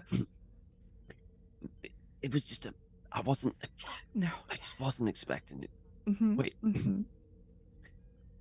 First officer on the Starfleet side. Yeah. Oh. Wow. Hmm? Are you going to take it? Well, it wasn't an offer. I'm pretty sure you can refuse. It was no. It wasn't. I'm not being ordered to. She was just talking to me about it. I shouldn't even be talking to you about this. Right.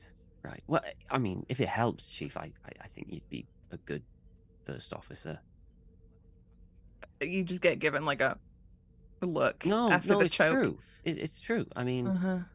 it's quite rare for someone to have both looks into the Klingon and Starfleet side, and somehow, although they have polar differences, you somehow make it work. You're just kind of like a nice medium. Mm-hmm. Sometimes Starfleet we can be a bit maybe slower to Slow, respond. A bit, self-important. well, I wouldn't say that, but at the same time, so it's nice to have that kind of Klingon straight to the action sometimes. But then again, at the same time, you also have the Starfleet side where you don't always go straight into. I think it's just a nice balance between the two. I think you do well. And Burrell, you can have a look around Eckers. You see pockets of that cooperation Mm-hmm. in action. Klingon officers talking with their Federation counterparts, enjoying each other's company, or talking over some reports at the beginning of their shift as they're getting their breakfast, as you're finishing up your day and stuff like that. It gives you something to dwell on, something Yeah. to think about as we wrap up tonight's episode. Thank you all very much. I do not know where those Ferengi came from, but somewhere deep inside me was ready to play some Ferengi businessmen. I thank you for being on this journey with me. It was Love every perfect. second of it. It was the role you were born to play. Apparently, Is that a compliment? I don't know that it is. I don't think it is. No. I don't know how to wrap this up now. That was it. I was asking, Anita, I was asking what we called the freighter now, because we had I the old mentioned the name, the gift targ. I think that's Ekka's nickname for it right now. That's what we should just name it, right? I think that's. I don't that's think nice. it has it hasn't been christened with a name yet, but yeah. We got it. Previously, it was known as. We've got the name in the. Yes. Yeah, the Kel Onya. We've got to not replicate. We've got to get a little bottle of champagne shipped to the station so Harvey can break it Yes, on the a hull. proper Unreplicated. Yeah. unreplicated, gotta a be proper legit. champagne bottle. Yeah. Yeah. Lovely. All right. Thanks, chums. Let's go around. Tell us where you're on the internet, what you're up to, if we should watch you, any things. And April can get me the 2 competition winners, and I can give them a little shout out as well before wrapping up. Anita. Yeah. Hi, everybody. I'm Anita, otherwise known as Panita or Critical Misses. I'm a TTRPG streamer, graphic designer, producer, and cat mom about the space. You can find me on Mondays for Time and Time Again, which is a cipher system game that I run on my channel, Critical Misses. And I also do tech and things behind the scenes there as the founder of the channel. And Saturdays, you can find me on my channel for Morning Rituals, the TTRPG talk show. Sundays, I play Apocalypse Keys over on Indoor Adventures. And I also GM for Start Playing Games. And in fact, one of the people that just won our giveaway, Riker01, is one of my players who found my Start Playing profile and signed up for the game with me. So that's awesome. That's all. Awesome. That's me. Bringing families together. Tom. Hi. Whereabouts are you? What you doing? I'm Hotflakes Tom. You can find me on Twitter and Discord and stuff like that. I don't really do a huge amount online anymore. Well, that's not specifically true. I am on this one, and then I also have Blood and Sand on Thursdays on Follow Black Cats, although there won't be one until about the 27th of this month because someone selfishly decided to move into a new house. So, it's just some people, they're just not working for the team. Unbelievable. But there are plenty You were of ghost other hunting kind as of... well the other week. Last week, you were ghost hunting. Yeah, was that's true. Oh, yeah, Phasmo that's involved? actually true. Yes. So we also on Susie's channel, Twitch channel, we also do some ghost hunting with myself, Susie, Millie, and V when she can do it, which was a lot of fun last time. It was a lot of fun. A bit crazy. I caught the end of it, but- and you were the only person left alive and doing a terrible job. Well, enjoyed it. yeah. I mean, the problem is if you get left alive, essentially it makes the game so much harder. But Yeah. people dead demand that you go back in there, even if it means kill themselves. And I was the one that was funding all the damn equipment because I was the one with only money, right? And if I okay. died, I would lose all that equipment. So with them dead, I was the one who was going to lose everything. So I was Sure. somewhat reluctant to go back Okay. in. Excuses. Right? I'm right. Listen, I'm right. I'm a wuss. I hang out in the van. I don't care. Yeah. That's where I would be if I played that Yeah. game, legitimately. Cowards. Yeah. Sometimes you just got to go in there. Proudly. Speaking of cowards, Susie, Hello, where it's are me, you? What are you Coward. doing? You can find me on the internet at Susanna Grace. That's Susanna with one N, not two. As Tom has alluded to earlier, I'm taking a bit of a little hiatus from content at the minute because I'm moving and it's a pain in the ass. So I'm probably not going to be around for the next week or two. But when I do, I will be on Twitter. I'm on Threads. I'm on not on Blue Sky because I don't have an invite to that yet. But if anyone's got an invite for Blue Sky, hit me up. Give me another week. I will post about it wherever I'm online when I'm next live. But yes, it's me. Sweet. All right. Thank you very much, friends. Well, big shout out to Riker, I Want, and Branchlings, who are our competition winners today. You get for free this here Roll20 module that we're using to play Star Trek Adventures. Gives you the compendium of rules, all searchable. Very, very useful. Literally used it today in a little bit of prep for this episode.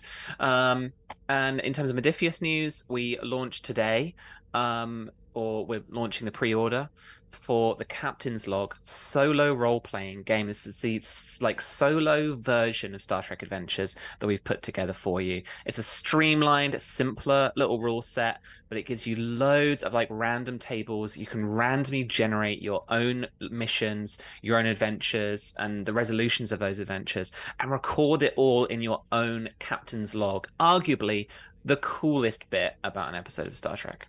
So check that out, Modiphius.net or Modiphius.us. The pre-orders are live. If you pre-order the physical copy now, you get the PDF right away.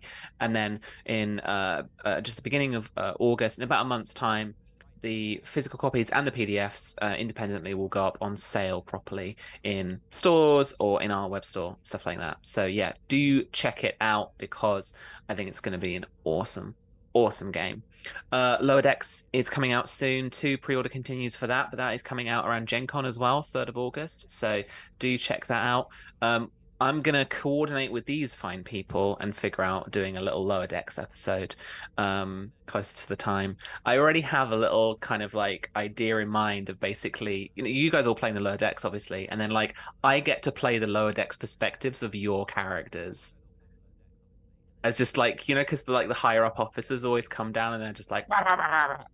I'm not ready ready for that read. I'm ready. I'm ready. Oh no. But that's my plan. That's my plan. So yeah. And what else is there? I mentioned at the top as well, Elisa Pearl is going to be at San Diego Comic-Con running Star Trek Adventures in a little live play that they're doing. I don't know if there's much other Star Trek news. Hit us up on Modiphius.net anyway. The Dreams Machines Quick Start is out for free, so you can check out the rules and a little bit about the setting straight away for free. So check out that PDF as well. As for me, you can find me around the internet at RPG Webby. I'm not on Threads because I don't want to give Zuck my medical details. That's about it from us. Next week we should be back on Monday as usual. With April, will be running our Fallout campaign, Winter of Atom. That will go for general release, general sale this week as well. So you can buy the book and you can get the PDF from our web store. And then we'll be back on the Tuesday again with another delightful episode. I'm thinking we go off station. We do maybe another little away mission again, just to give it a little change of pace as well. So yeah, we'll see what we're up to next week. Until then, folks, live long and prosper, peace and long life, and all that shenanigans. See you later.